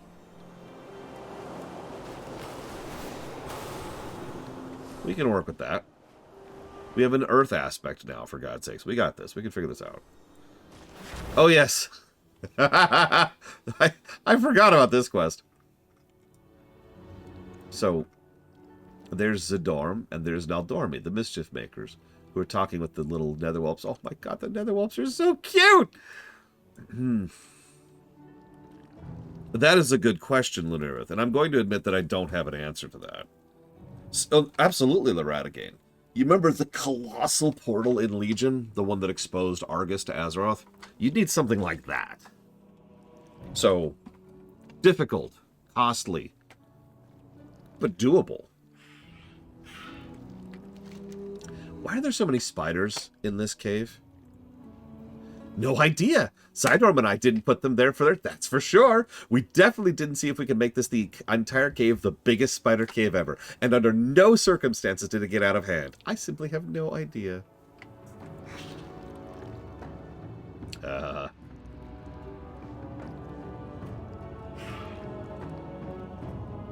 That's true. Because the Dark Portal's just sitting there operable right now. Has been since Warlords. Such views, no wounded sky. Odd that pristine land would be so unsettling. But it's a good kind of unsettling, I think. Do not be afraid. Such curious whelps.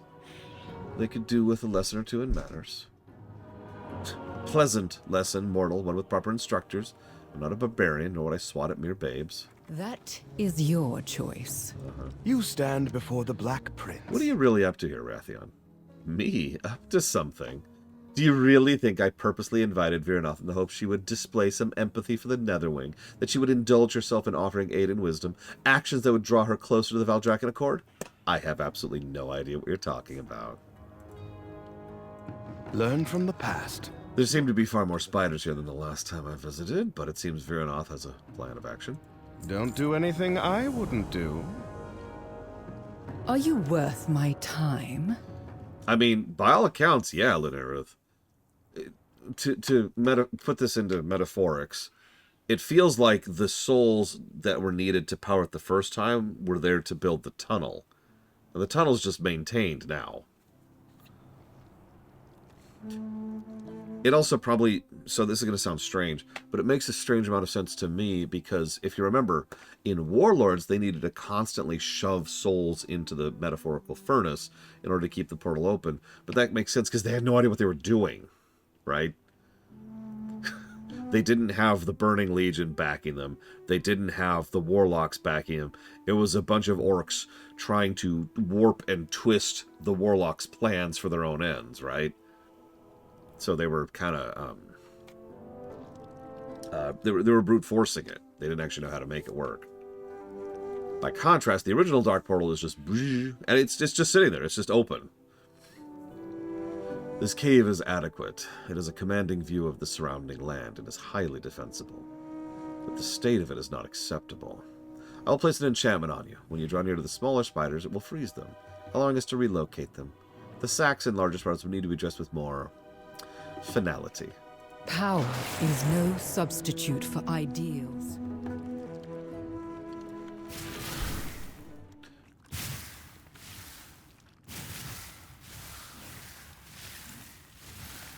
Congrats, Isministar.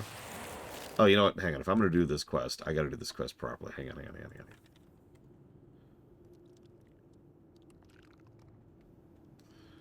Load.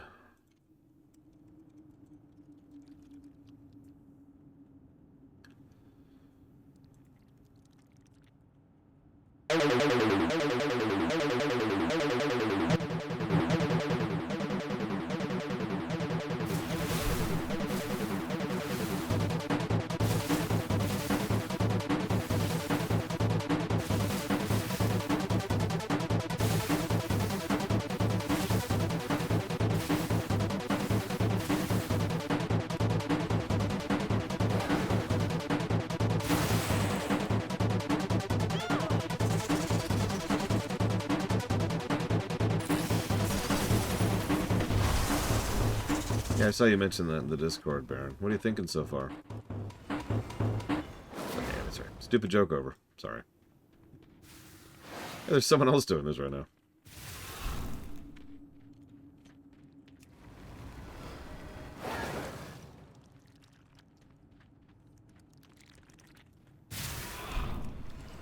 Listen, Loratigan. We tried turning the spiders into crabs in the Nope Cave. It was actually worse. I'm not joking. It was actually worse.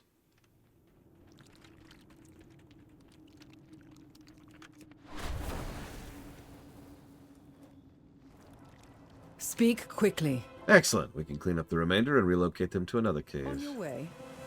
Do you trust me? Until next time. A whelping hand. Wah, wah. Now we must ensure the whelps of the Netherwing have the best opportunity to grow and flourish. Let's speak to Mother Elion. I know she'd relish the opportunity to care for the young Newflight. Meet us at the Ruby Shrine? Every action has consequences. I will stay and ensure the whelps are safe until members of their flight arrive. We will meet in Veldraken once you are done. Thank you, Viranoth. My kin should be along very soon. I look forward to speaking to you more in Veldraken. Also, I don't know if you recognize this. He's actually wearing Tier 5 Hunter gear, as in BC Hunter gear. It's a nice touch. You'll enjoy Elion Mordanaku. Quite the character, but a more motherly soul you'll never find. Your whelps will receive the best of care.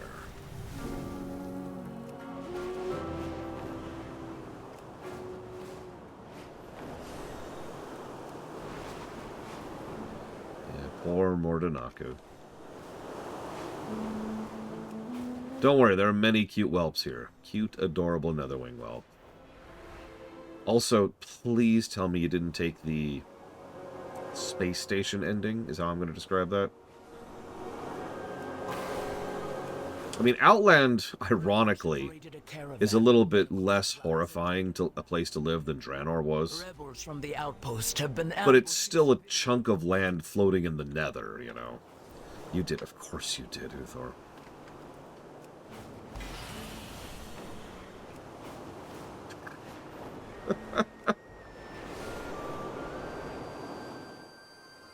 Where do you get that one, Ms. Mirastar?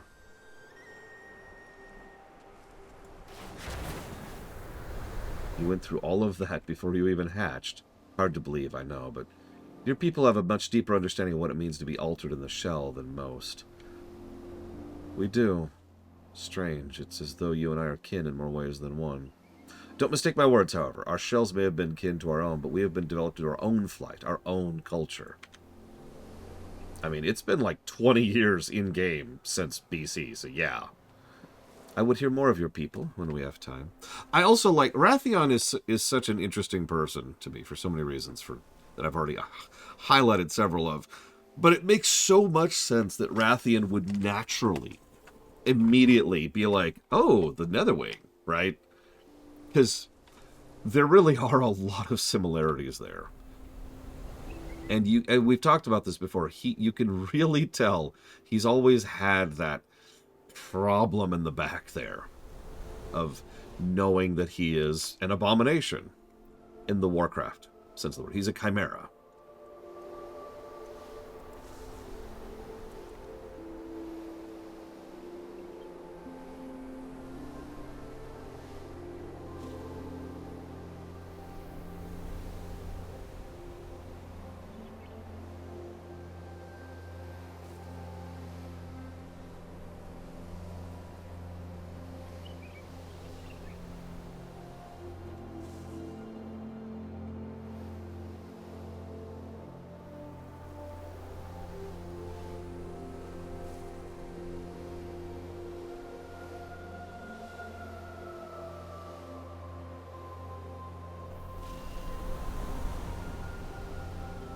Could be, Blue Boy Wiz. I don't know. Have you brought good tidings? Wrathion says there are new whelps on the way. Of a new flight. Are you certain this is not a joke? Very well, let's get started. I long to see the eggs. Of course we will take care of the nether whelps. However, we might be running low on snacks. The beetles close by are a delicious treat for the little ones. Can you bring back some juicy beetle bits? Only the best for my darlings. I long to see the eggs return.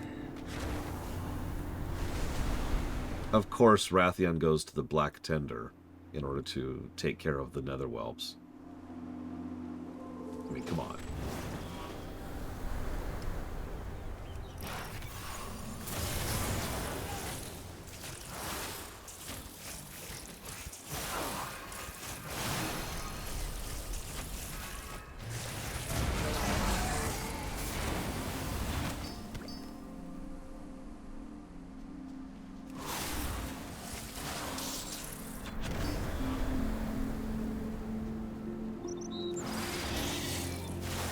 More like the other way around, Czar.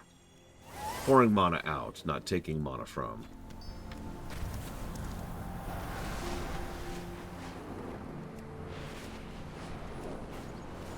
I think so. I'll double check that. Yeah, see? Although you're right, that does seem to be coming in, not going out. I wonder if they're reducing the number of arcane energies in there. I don't know. Do your whelps require any special accommodations? I am not certain. Anything we could do would be normal to us, but others call them unique. We'll send one of the Netherwing to speak with you. They can fill you in on the routines and ensure the little ones receive the best of care. Wonderful. Have you been eating enough, Rathian? You're looking a little thin. Rathian groans. Have you brought good tidings? The whelps just love to gobble up the juicy beetle bits. I long Gross. to see the eggs return. The young ones will love these. Goodness, first obsidian whelps, now this. I can't believe I'm lucky enough to see this. I long to see the eggs return. I must admit, I did not expect to be altering the future of my flight when I arrived, but it feels as though we belong here. Perhaps this is the call they spoke of. Regardless, I am looking forward to some rest. Rathian mentioned a roasted ram inn. Can you meet us there? Yeah, Elian, if you remember, we had the option to ask her a question way back when we were in the Waking Shores at the beginning of the expansion. It's like, why do you still stand here and tend an empty shrine? And her response was, hope. Then we got her a bunch of black dragon eggs. Now we've got her a bunch of netherwing eggs.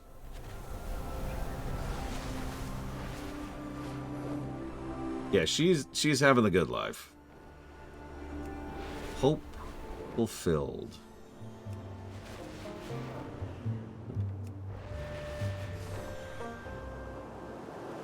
Hope fulfilled is likened as unto a tree of life.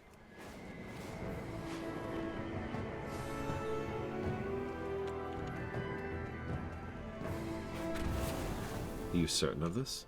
I have no reason to doubt what I've been told, but let's discuss this later. For now, we welcome our new friends to the Valdraken Accord. Thank you for your kindness. The Netherwing look forward to settling on Azeroth. Side bit. Viranoth, who of course doesn't... Like this is her visage form. So she doesn't have a chair. She's just standing there. Mordanaku, Blood Elf. Rathian, arguably also a Blood Elf. They're both lounging. Something about that, it's a tiny detail, but something about that just makes me grin. Alongside what they're drinking. Rathian and Mordanaku both have the cups. Oversized, but still. Viranath has a giant frickin' tankard.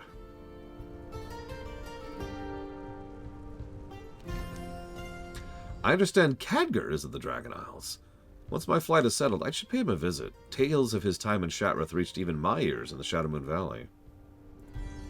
What's it like on Outland? It's a unique challenge. Between the torn landscape and the world's more aggressive denizens, life is a constant struggle. There's a beauty to be found, but nothing quite like the scenery here. Thanks to you, my flight's safety and future have been secured.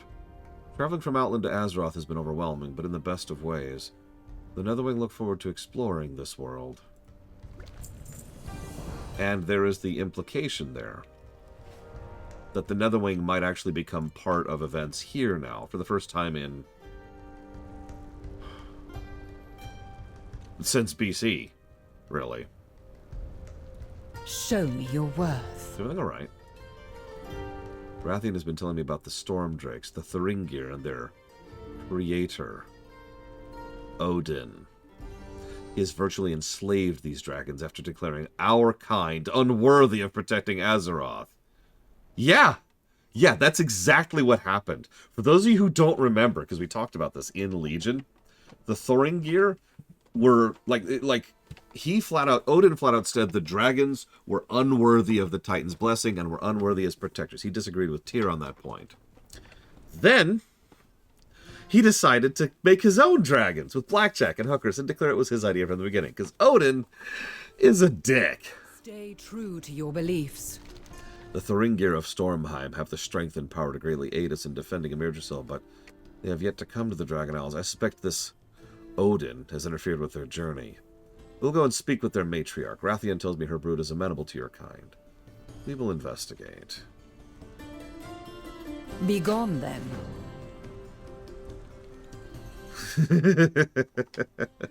Yeah, pretty much is Miristar. Yeah, so, yeah, hey, here's this guy named Odin. He's probably the worst of the keepers, and I'm including Loken in that list. I mean that.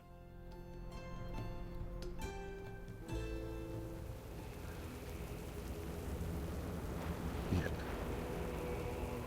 Also, the Thuringir continue to look very cool. It's the jaw. I've thought about it for many times. It's the jaw that just, I don't know, something about that fits the draconic face so well. What are the warriors? Oh! I think I know what you're talking about, Miristar. It's the, believe it or not, I've been wanting to kick his ass for a while line. Something like that. Hear the call of the storm. We have heard the call, but we cannot answer. Yeah, Loken has the excuse of being manipulated by Yogg-Saron like a puppet. Odin's just a dick. There's nothing influencing him. In fact, he has been separate from the events of everything for so long, he is completely segregate from corruption. My brood and I are honor-bound to attend Odin, our patron and creator. We have heard the call of the owls, but Odin has forbidden us to go. The problems of dragons are nothing to him, and as we serve him, we must honor our pledge and follow his judgment. Less honorable storm drakes have broken ties and left, but my brood have remained here. Truth be told, I would go if allowed, but I am bound. We will strike like... Hey, Virnoth, how does that make you feel, Virnoth? Time is short. Oh my god, I get to pick the option. Look at her. How dare he? How dare an interloper such as that creature believe he is allowed to compel blind obedience from a dragon? How dare he keep these dragons from their birthright? I will not stand for this. Rathians or vows, we're going to pay this Odin a visit. It will be enlightening. If you're certain. I see. I just want to get some loot, lady. Lady, you have no idea how long I've been wanting to punch Odin in the face. I'm going to punch that Odin in the face. We have much to do. What's funny is we have beaten Odin as a boss fight twice. For all dragonkind. The only reason we didn't kill him is he's like, all right, you win. We're good. We're good. Don't kill me. Okay. How dare he deny any dragon the right to go anywhere? First he opposes dragonkind, then he enslaves them, denying them their birthrights. We should visit these so-called halls of valor, defeat any who oppose us, and liberate the storm drakes. Come along. Stay true to your beliefs. That is your...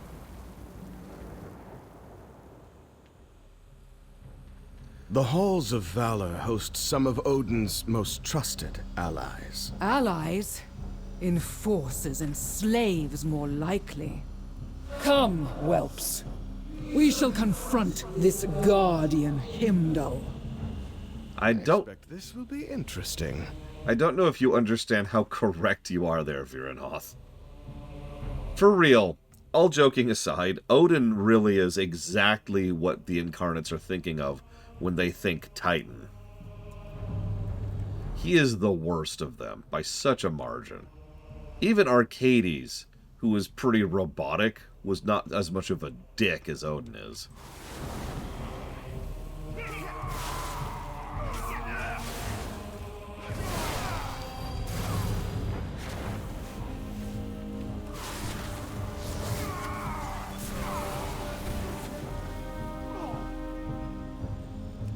Child of storms, you need not be slave to your rider.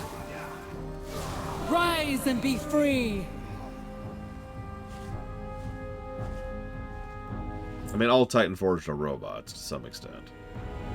Yeah, like, Mimiron's legitimately cool. Freya hasn't done much, so that's kind of a question mark. Thorum's a himbo. I was trying to think of the phrase. Ra was actually pretty cool, all things considered. Tyr was legit. Tyr is consistently legit. Was consistently legit. Loken was completely corrupted by Void, so it's kind of hard to gauge him. Like, he's been corrupted by Void for so long that we don't really have much of a number on that. Let's see. Is that all the keepers? Ugh, other than Odin, of course. Who's a dick. No, I decided we're going to go and do it dead last. Well, second to last. Very well. I will test your worth myself. Okay. I, too, am worthy. The path forward is open. You're on, Himdall. Okay, guys, get out of my way.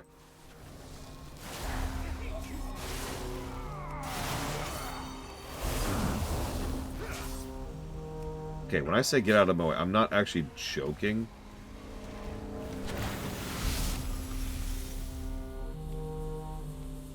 Yeah, the dragons refuse to obey. You know what? I'm just gonna scooch by. Is that cool? Cool.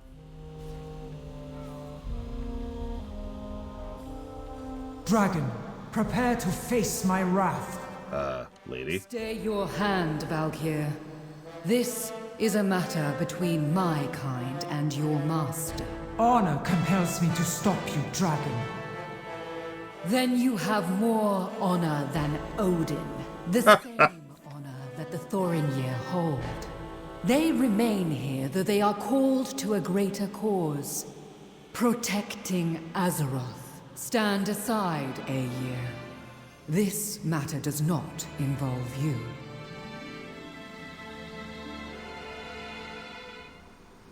Anyways, I'm gonna kill your handmaidens really quick. So, sorry about this. Kinda. Oh, there's more. Okay. Hey, let me kill them too. Oh, there's more. Okay. Shield Done? maidens, stand down. There's none left. I killed them all. Battle prove worthy, dragon. And yours as well, should you ever choose that path.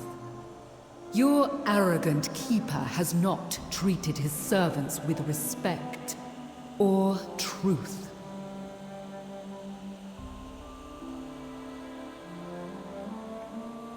Yeah. Yeah.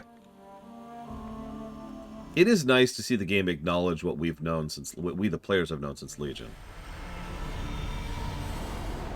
When I told you of Odin, I didn't expect such an explosive response. A likely story, whelp.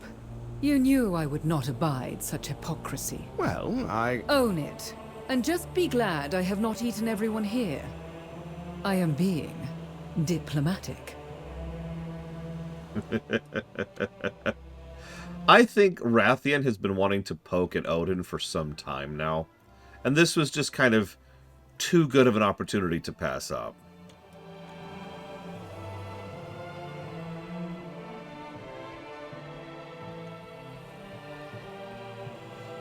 So what you're saying is Valkyr playable, says Mirrostar. Hey, Odin. Sup?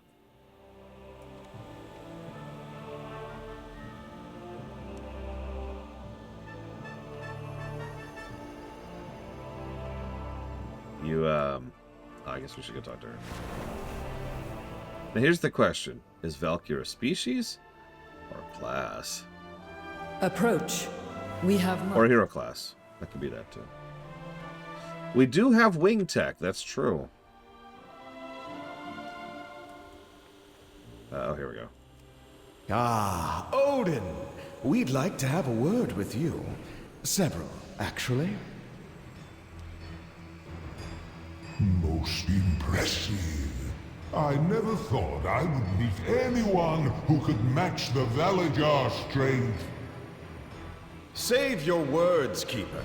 Are you really too cowardly to face us yourself? Impudent whelp!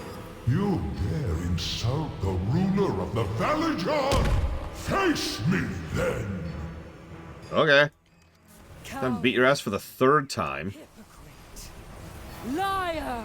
You come to this world and demand its children bow to you? You dare?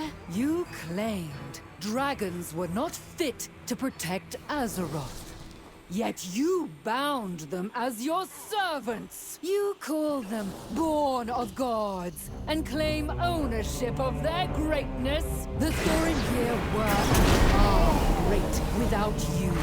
Their honor keeps them bound here, but you have never earned it. Dragons of the Storm. You are true dragons. Not constructs beholden to an unworthy keeper. You are free to choose your own path. If you wish it, there is a home for you on the Dragon Isles. Join your king and claim your birthright.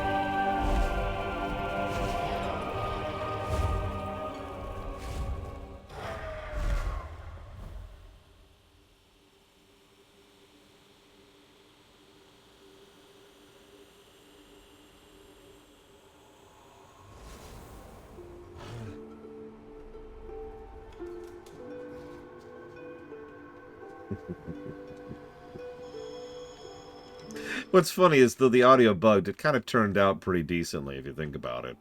She went straight from yammering him and just hammering him, and then puts him in ice, and then gives her speech to the dragons. The only thing we really missed was the, "Enough!" Show me your worth. On your way.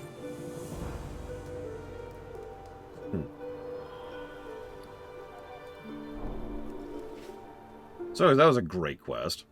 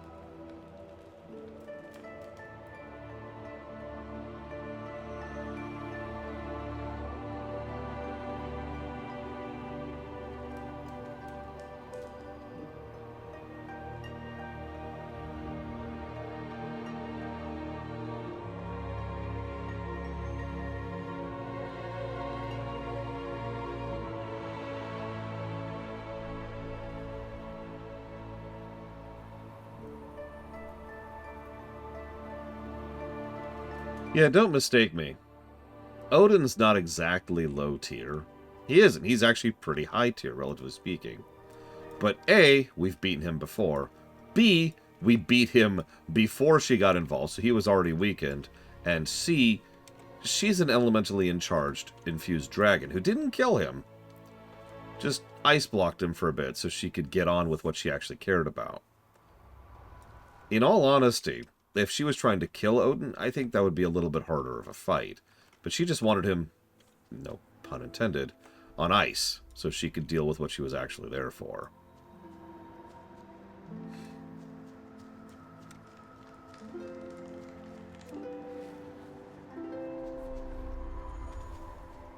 So yes, here's Mordanaku.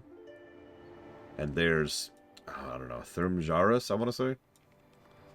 I can't do Norse names at all, I'm sorry.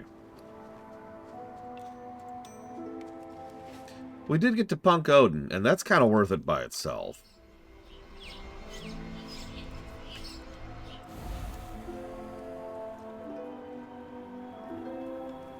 Okay. I believe that's everything.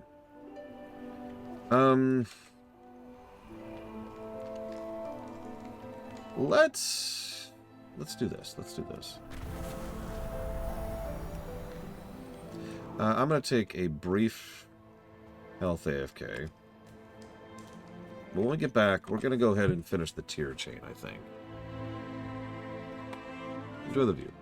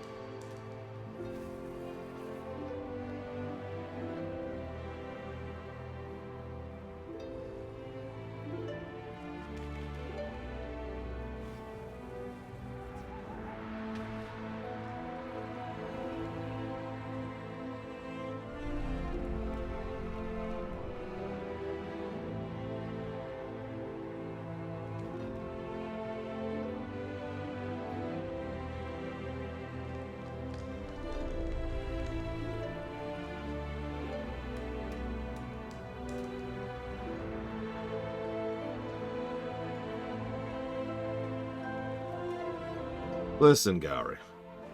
I'm not saying Dragonflight is the best expansion. Because War Within exists. Alright, sorry about that.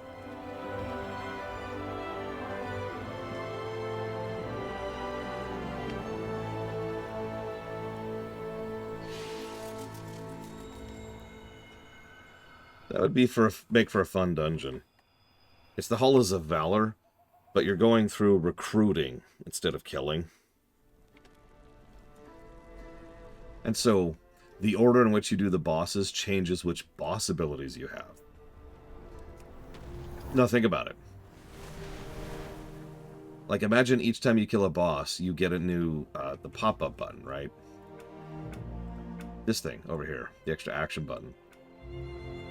And so you can decide which bosses you get which buttons from, in what order. And by the time you fight Odin, you have the backing of everyone else in the dungeon, and he's all alone. Come, stand with me. I'd like to skip all this, no. I am always here. After a lot of rigorous training, its time has come. Travart believes Tyr's guard is ready to recover the discs of Tyr from the Nighthold. Meet us at Tyr's Rest, the new Tyr's guard headquarters. It's just south of Tyrhold. I hope I have helped you.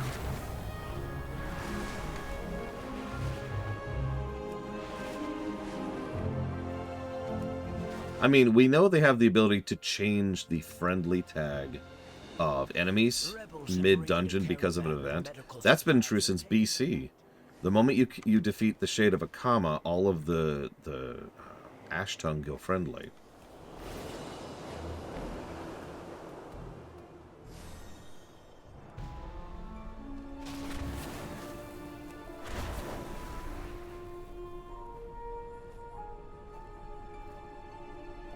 Well met. Goodbye. We recovered, we trained, and now it's time to face Elisand. Come with us to Tyrhold, where Nosdormu, Chromi, and Eternus are waiting to send us to the Nighthold. Until we meet again. Everyone, this is the moment we've been preparing for. Zervalis has joined us, and we're ready to take back the disc from Tyr, from Elisand.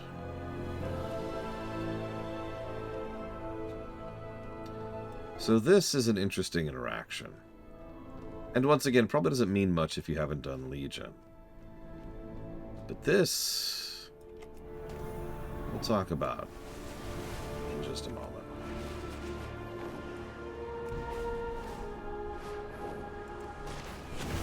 See, here's Zervalis. I thought she wouldn't keep us waiting long. You were correct. Now we can get started. Change is good. You sure you're ready to go to the Nighthold? You sure you know what you're up against this Elisand? I've already killed Elisand. Question everything. My past, her future. The information from our beacon suggests Elisand has locked the disc in Astromancer's Rise.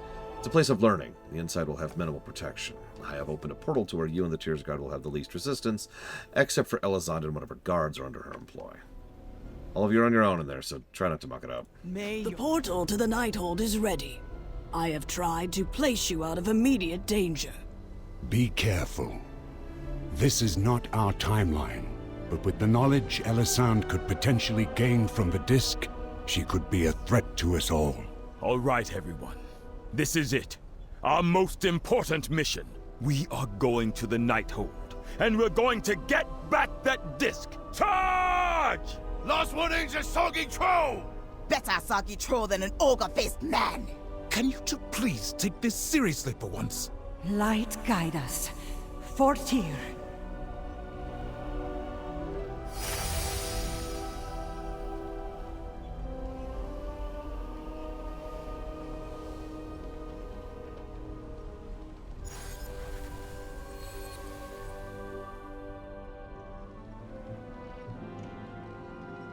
Yeah, I am the soggy troll.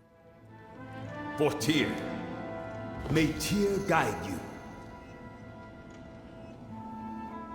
So listen, I really don't want to kill y'all. Like, really.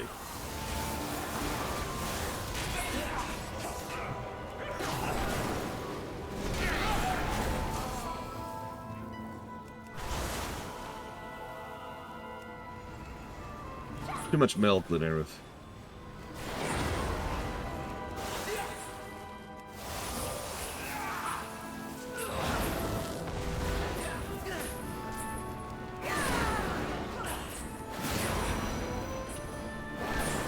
You want to help out a bit?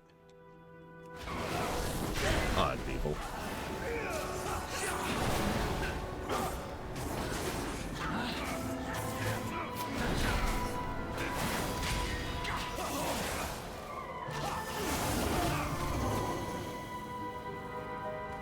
Well, that was messy, but we got the job done.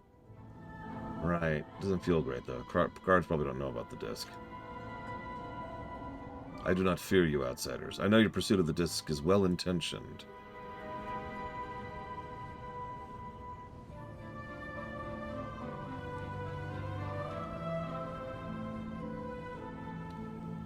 This is Runas. Runas the Bright. I do not recognize you, but I sense we are connected in a way I do not understand. Go in peace, outsider, and be safe.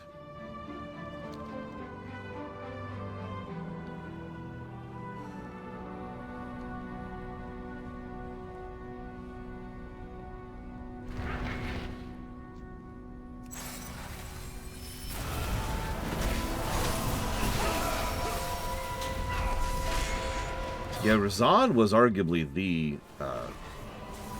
more light-aligned Loa. Nowadays, it's trickier. A noble woman. She died protecting Elisande of the disc. Noble? What? Elisande is going to align with the Legion, and that disc is Tyr's. Yes, but she'd know that, and Elisande may not aid the Legion in this timeline.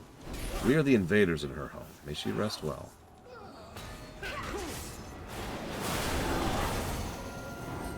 Notice where we're going, by the way.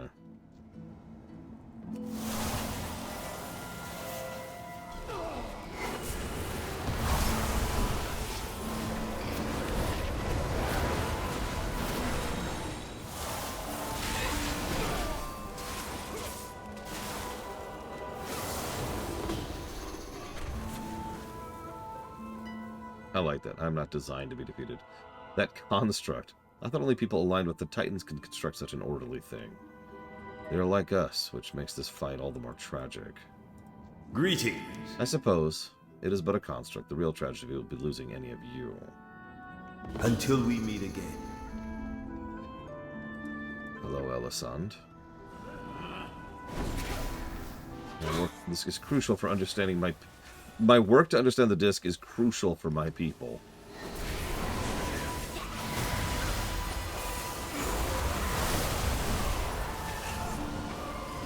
So, we defeated her. And she rewound us. She moved back to Estabak before we attacked her. With her mastery of time magic, we need a plan. I have one that may work. Well met. A plan to defeat Elisande requires precision and focus, both things I have in abundance. How about this? Ardwin and I will attack from the left and distract her. Once we have her attention, everyone else can join. If she's distracted, our attack divided, she won't be able to throw us all out. Ready? Ready. Walk always in the light.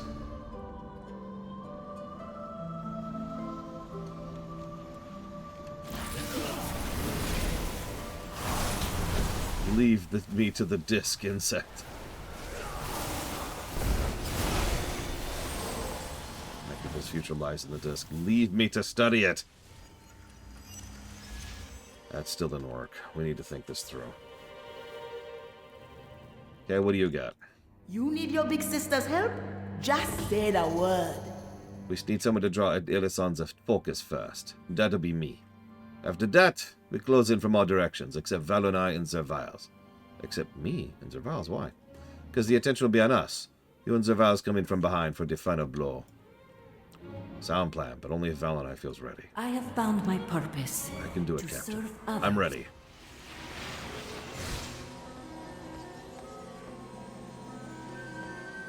Valune, what are you doing? Elisand, please. We need that disc to restore the memories of our friend, Keeper Tyr. His mind holds many secrets that could aid my cause. I know you want what's best for your people, but the world needs Tyr's compassion and valor once again. So be it. I have gleaned the knowledge I need to depart this time way and keep Suramar safe. The disc is yours. You let Elisand go? I believe that is what Tyr would have done. You did the right thing, Valonai. She wanted to help her people. We were the ones attacking her. You have all done well. We have accomplished our mission. Now, we will forge the future of the Tyr's Guard. Let's return with the disc, champion. I believe Tyr has waited long enough. So there's two ways you can interpret that. First is what everyone in chat just said, that she's an AU Elisand, and she's just roaming the timeways. Okay, that's entirely feasible. I have a different take. I think that's our Elisand before we kill her. I think our Elisand, who was already quite prolific in time, decided to go back and craft a branching timeline, or find a branching timeline, so she could try and study a way to find a path forward for her future, for her people. This is almost assuredly before she made the deal with the Legion. Whatever she gleaned from that disc made her would then make her decide to go ahead and, join the Legion. And there's all kinds of reasons why she might have still gone ahead with that, especially after learning whatever she learned from the discs of Tyr. And yeah, when we kill her, she goes into the Nightwell. And that, by all accounts, means she's dead, but, well, there's enough of an asterisk there that they could stretch that if they wanted to.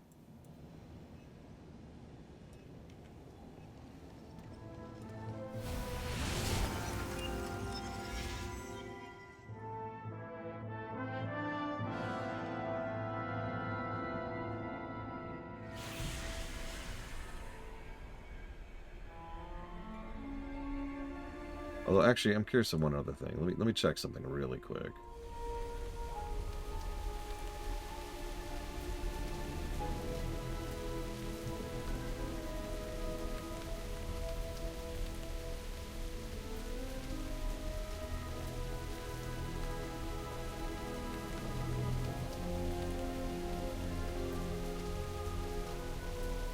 Nope, yep, I'm right. So, sorry, I was right. Elisand didn't craft that alternate timeline. That alternate timeline was made by Deos, back when he flung the discs back into time.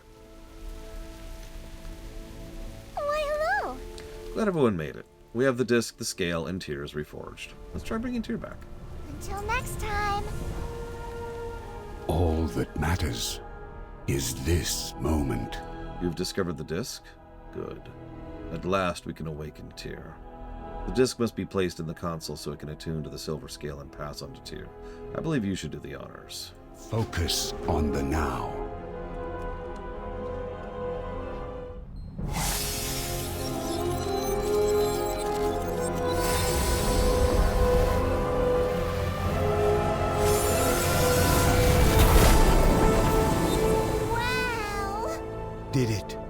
work is he.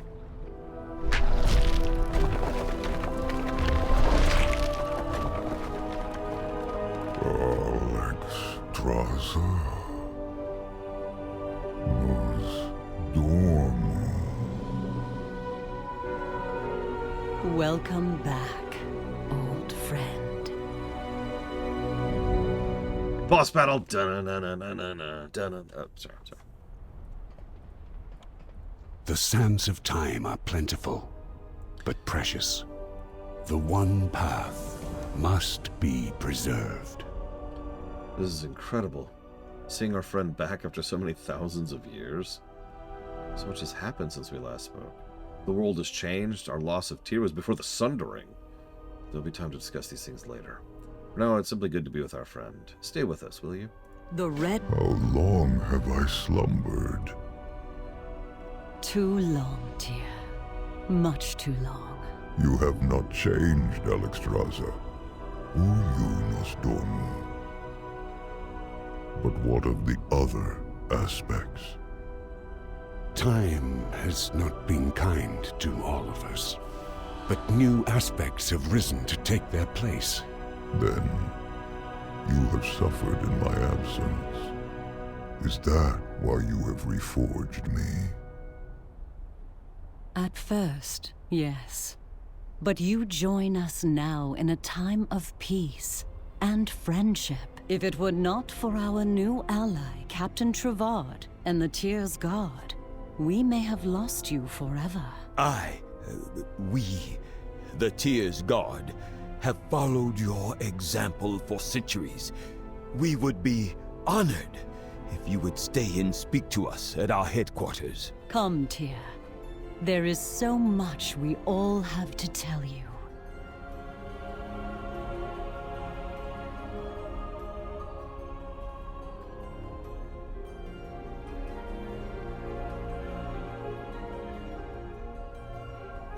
But first, real quick, we need to go to the Halls of Valor. The what? Yeah, don't worry about it. We just need to beat someone up. Okay. For Tyr. Just can't believe we've arrived at this moment. So many years spent serving the Guard, seeing those watching Tyr's tomb die out, and now both he and the guards are alive again. May Tyr guide you. Tyr's back. I don't even know how many thousands of years. His world has changed more than we can even imagine. He's going to have questions and need answers. There's nothing any of the Guard would rather do than talk to Tyr. Tyr's Rest seems like the perfect place. He can answer questions, he can process answers. Will you join us there? Goodbye. But yeah, Tyr being back is a really big deal, in-universe and out. As I've reminded several people, though Tyr has been a member of the story since Wrath, and implied since Vanilla, he's never been in-game until now, until Dragonflight. And now he's back. He's been dead for a very, very long time. Justice, always.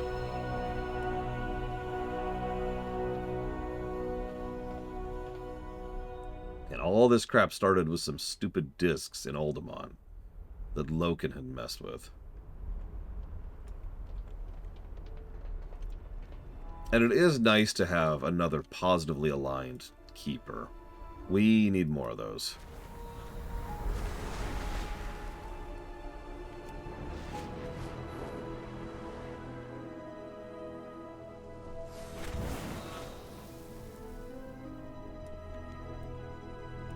Well met. I remember seeing Tyr depicted in the Stratholme Cathedral. Until now, he's lived only in legends. Seeing him here, those depictions pale in comparison. I struggle to find the proper words. There's so much good we could yet do, and we have you to thank for it. May Tyr guide you. Tyr, we have each dedicated our lives to serving you in your memory. I must ask you, what is your will? My will? It is to continue the Titan's mission. Forgive me, where are the Vrykul? They exist, but they are us. I, a human, descended from them. Many races coexist on Azeroth and in the Tyr's Guard. Yes, I see a troll and Nalaki, yes, and a Draenei. I have much to learn, it seems. That is my will, then. You will be my guides. Oh, yeah, we'd be honored.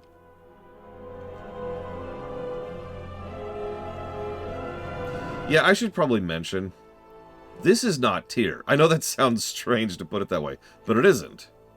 Tyr died. He's dead. He's gone. This is Tyr 2. This is a copy of Tyr's memories placed in a copy of Tyr's body. In every way, this is a simulacra, like we saw with Sindragosa 2 earlier. But Huthor's correct. From the Titan Think perspective, the difference is inconsequential, because Titan Forged tend to not have too much of a sense of self. Not really. So, yeah, this is Tyr 2. Get it? Greetings. It's good to be able to talk with Tyr directly. We have so much to tell him, and I know I want to ask questions. Thank you for making this possible. Goodbye. What I do find funny is that the fact that they decided to rebuild Tyr specifically because they were worried about the incarnates, and then by the time they finish, it's done. Like, everything's cool. We're cool. We are agents of the light. Incredible. I'm so glad to see we were able to restore Tyr. It's going to only be a good thing for our world and the Silver Hand. May the light protect. For a group that Travard pulled together in such a short time, it's wondrous to see what they've accomplished. With your help, I understand. Farewell. This Tyr thing is bigger than the both of us. Literally. I followed in the footsteps of the great Mara Torkal my whole life. Valonai has followed her prime Naro even longer. We're of different face, yet we have a great bond that come out of following new beliefs. I have much to learn from Valonai and from my fellow Tyr's god. Oh, and of course the man himself. If anyone bothers you, you tell Nolaki, okay? I asked Tyr what wrongs he plans on righting first in the world. The chaos in Northrend, the unchained scourge that continue to run rampant. Reminder, that's still a thing. They mentioned that in Shadowlands, too. His response surprised me, truthfully. He said he must order his own mind and learn about this new world before intruding out into it. Logical, I suppose, but somewhat disappointing. I expected him to have all the answers, but maybe that's asking too much. For Tyr in all things. I remember seeing... Oh, I already read that one. Until we meet again. The Order of Embers never mentioned Tyr, but the silver weaponry they used, finding the Drust, it reminded me of the Silver Hand. I wonder if there's a connection. Maybe. I was always taught to look towards the dawn. Even in the darkest part of Drustvar, a glimmer of light's all you need to push back the shadows. Tyr's like that, a light in the darkness. What? Not impressed by my sparkling personality? Thank you for your help on this journey. An exciting time for the world, having a Titan Keeper back amongst us. Mimrod's over in the corner crying. May Tyr take your hand. It's good to see Keeper Tyr again. It's been many thousands of years since he has been at work in Tyrhold. It was he who forged us. I wonder if he will forge new Watchers. Trust in the ways of God. Varrock is defeated. He is! Yes! Yes! Safe. That's a thing. That is true.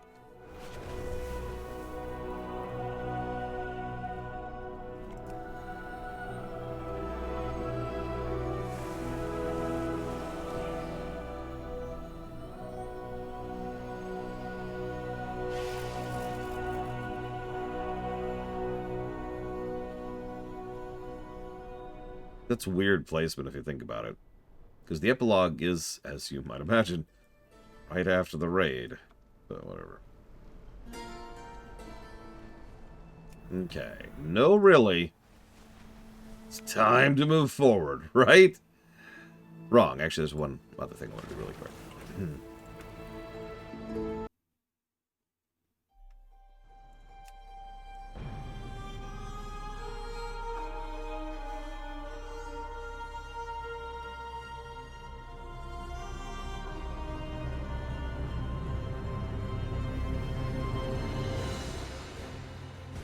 Also, that's an interesting point. He immediately identified a Zandalari troll as a troll, not as a Zandalari troll, because in his time there wasn't really a distinction yet. Glory to all flights. Zuza, that's apparently their name, is throwing us for quite the loop. Since he's so young, his control over time is not fully developed.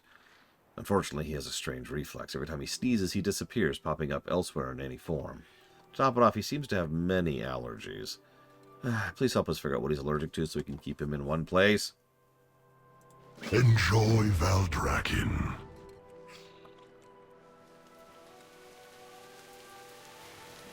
What? Long life to you. That's strange.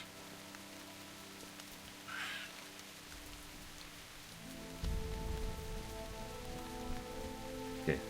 Are you allergic to Sir Pringley?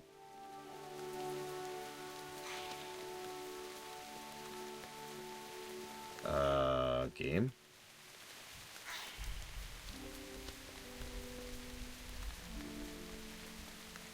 Okay. Hang on. Very strange bug there.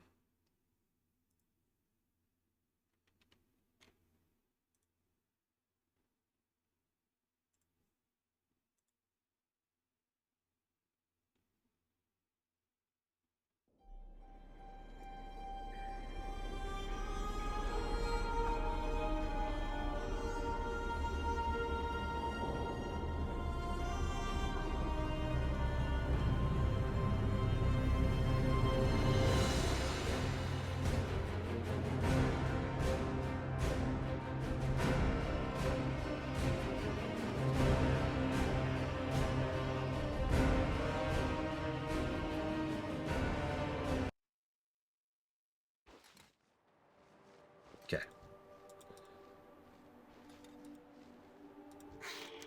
Try spelling Sir Pringley. Hi, Mr. Pringley. Oh, I can't. Okay. No, it's...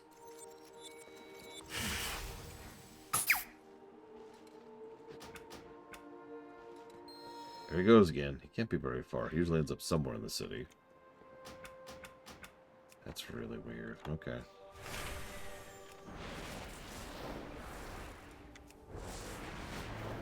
Hi, Mr. Red. Welcome back. Zuza? You have arrived. Look at this bloom. I don't think I've ever appreciated it up close. I think it's called Hochenbloom. This has been time well spent. Oh, I think I'm allergic.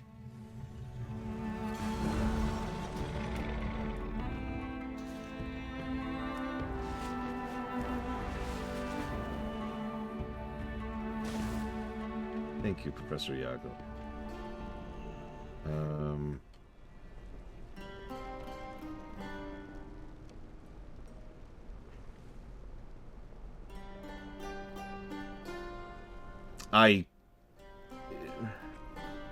It's possible that it's his same soul, though, like Xavion just mentioned. But otherwise, I see no evidence that it's the same tier at all, because that's not how anything works. It's not how basic logic works. It is an honor, champion. This comfortable bed, much cozier than sand. And this pillow, wow. Zuza, that pillow is filled with feathers. Be mindful of your... Did you say feathers?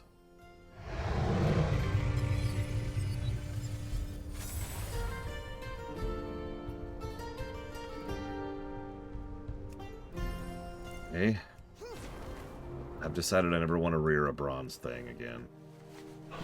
Yeah, it's also possible that I just lost the internet. So that's cool. We appear to still be in game, I think. Hang on. Nope, yeah, we still have internet. Okay, whatever, moving on. He's taken a dwarf visage. Wow. It is good to see you here. I believe that's a hookah. Sands be in your favor. It smells like dragon fruit. How do you have so many allergies? This poor guy. Yeah, it looks like it's just Twitch. I don't know if you can tell. I can literally see chat.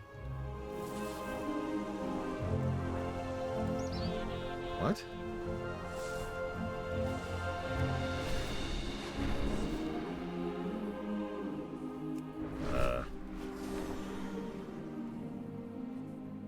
That's a new bug.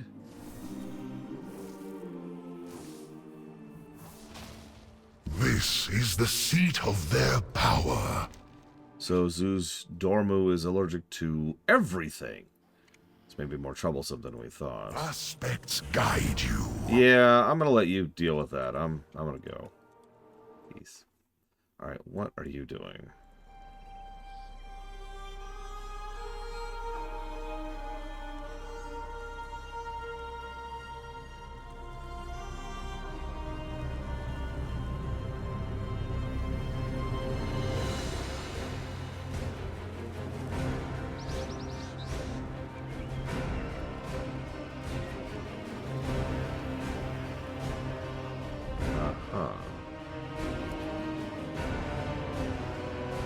Okay, so for my YouTube VOD walkers, y'all are awesome.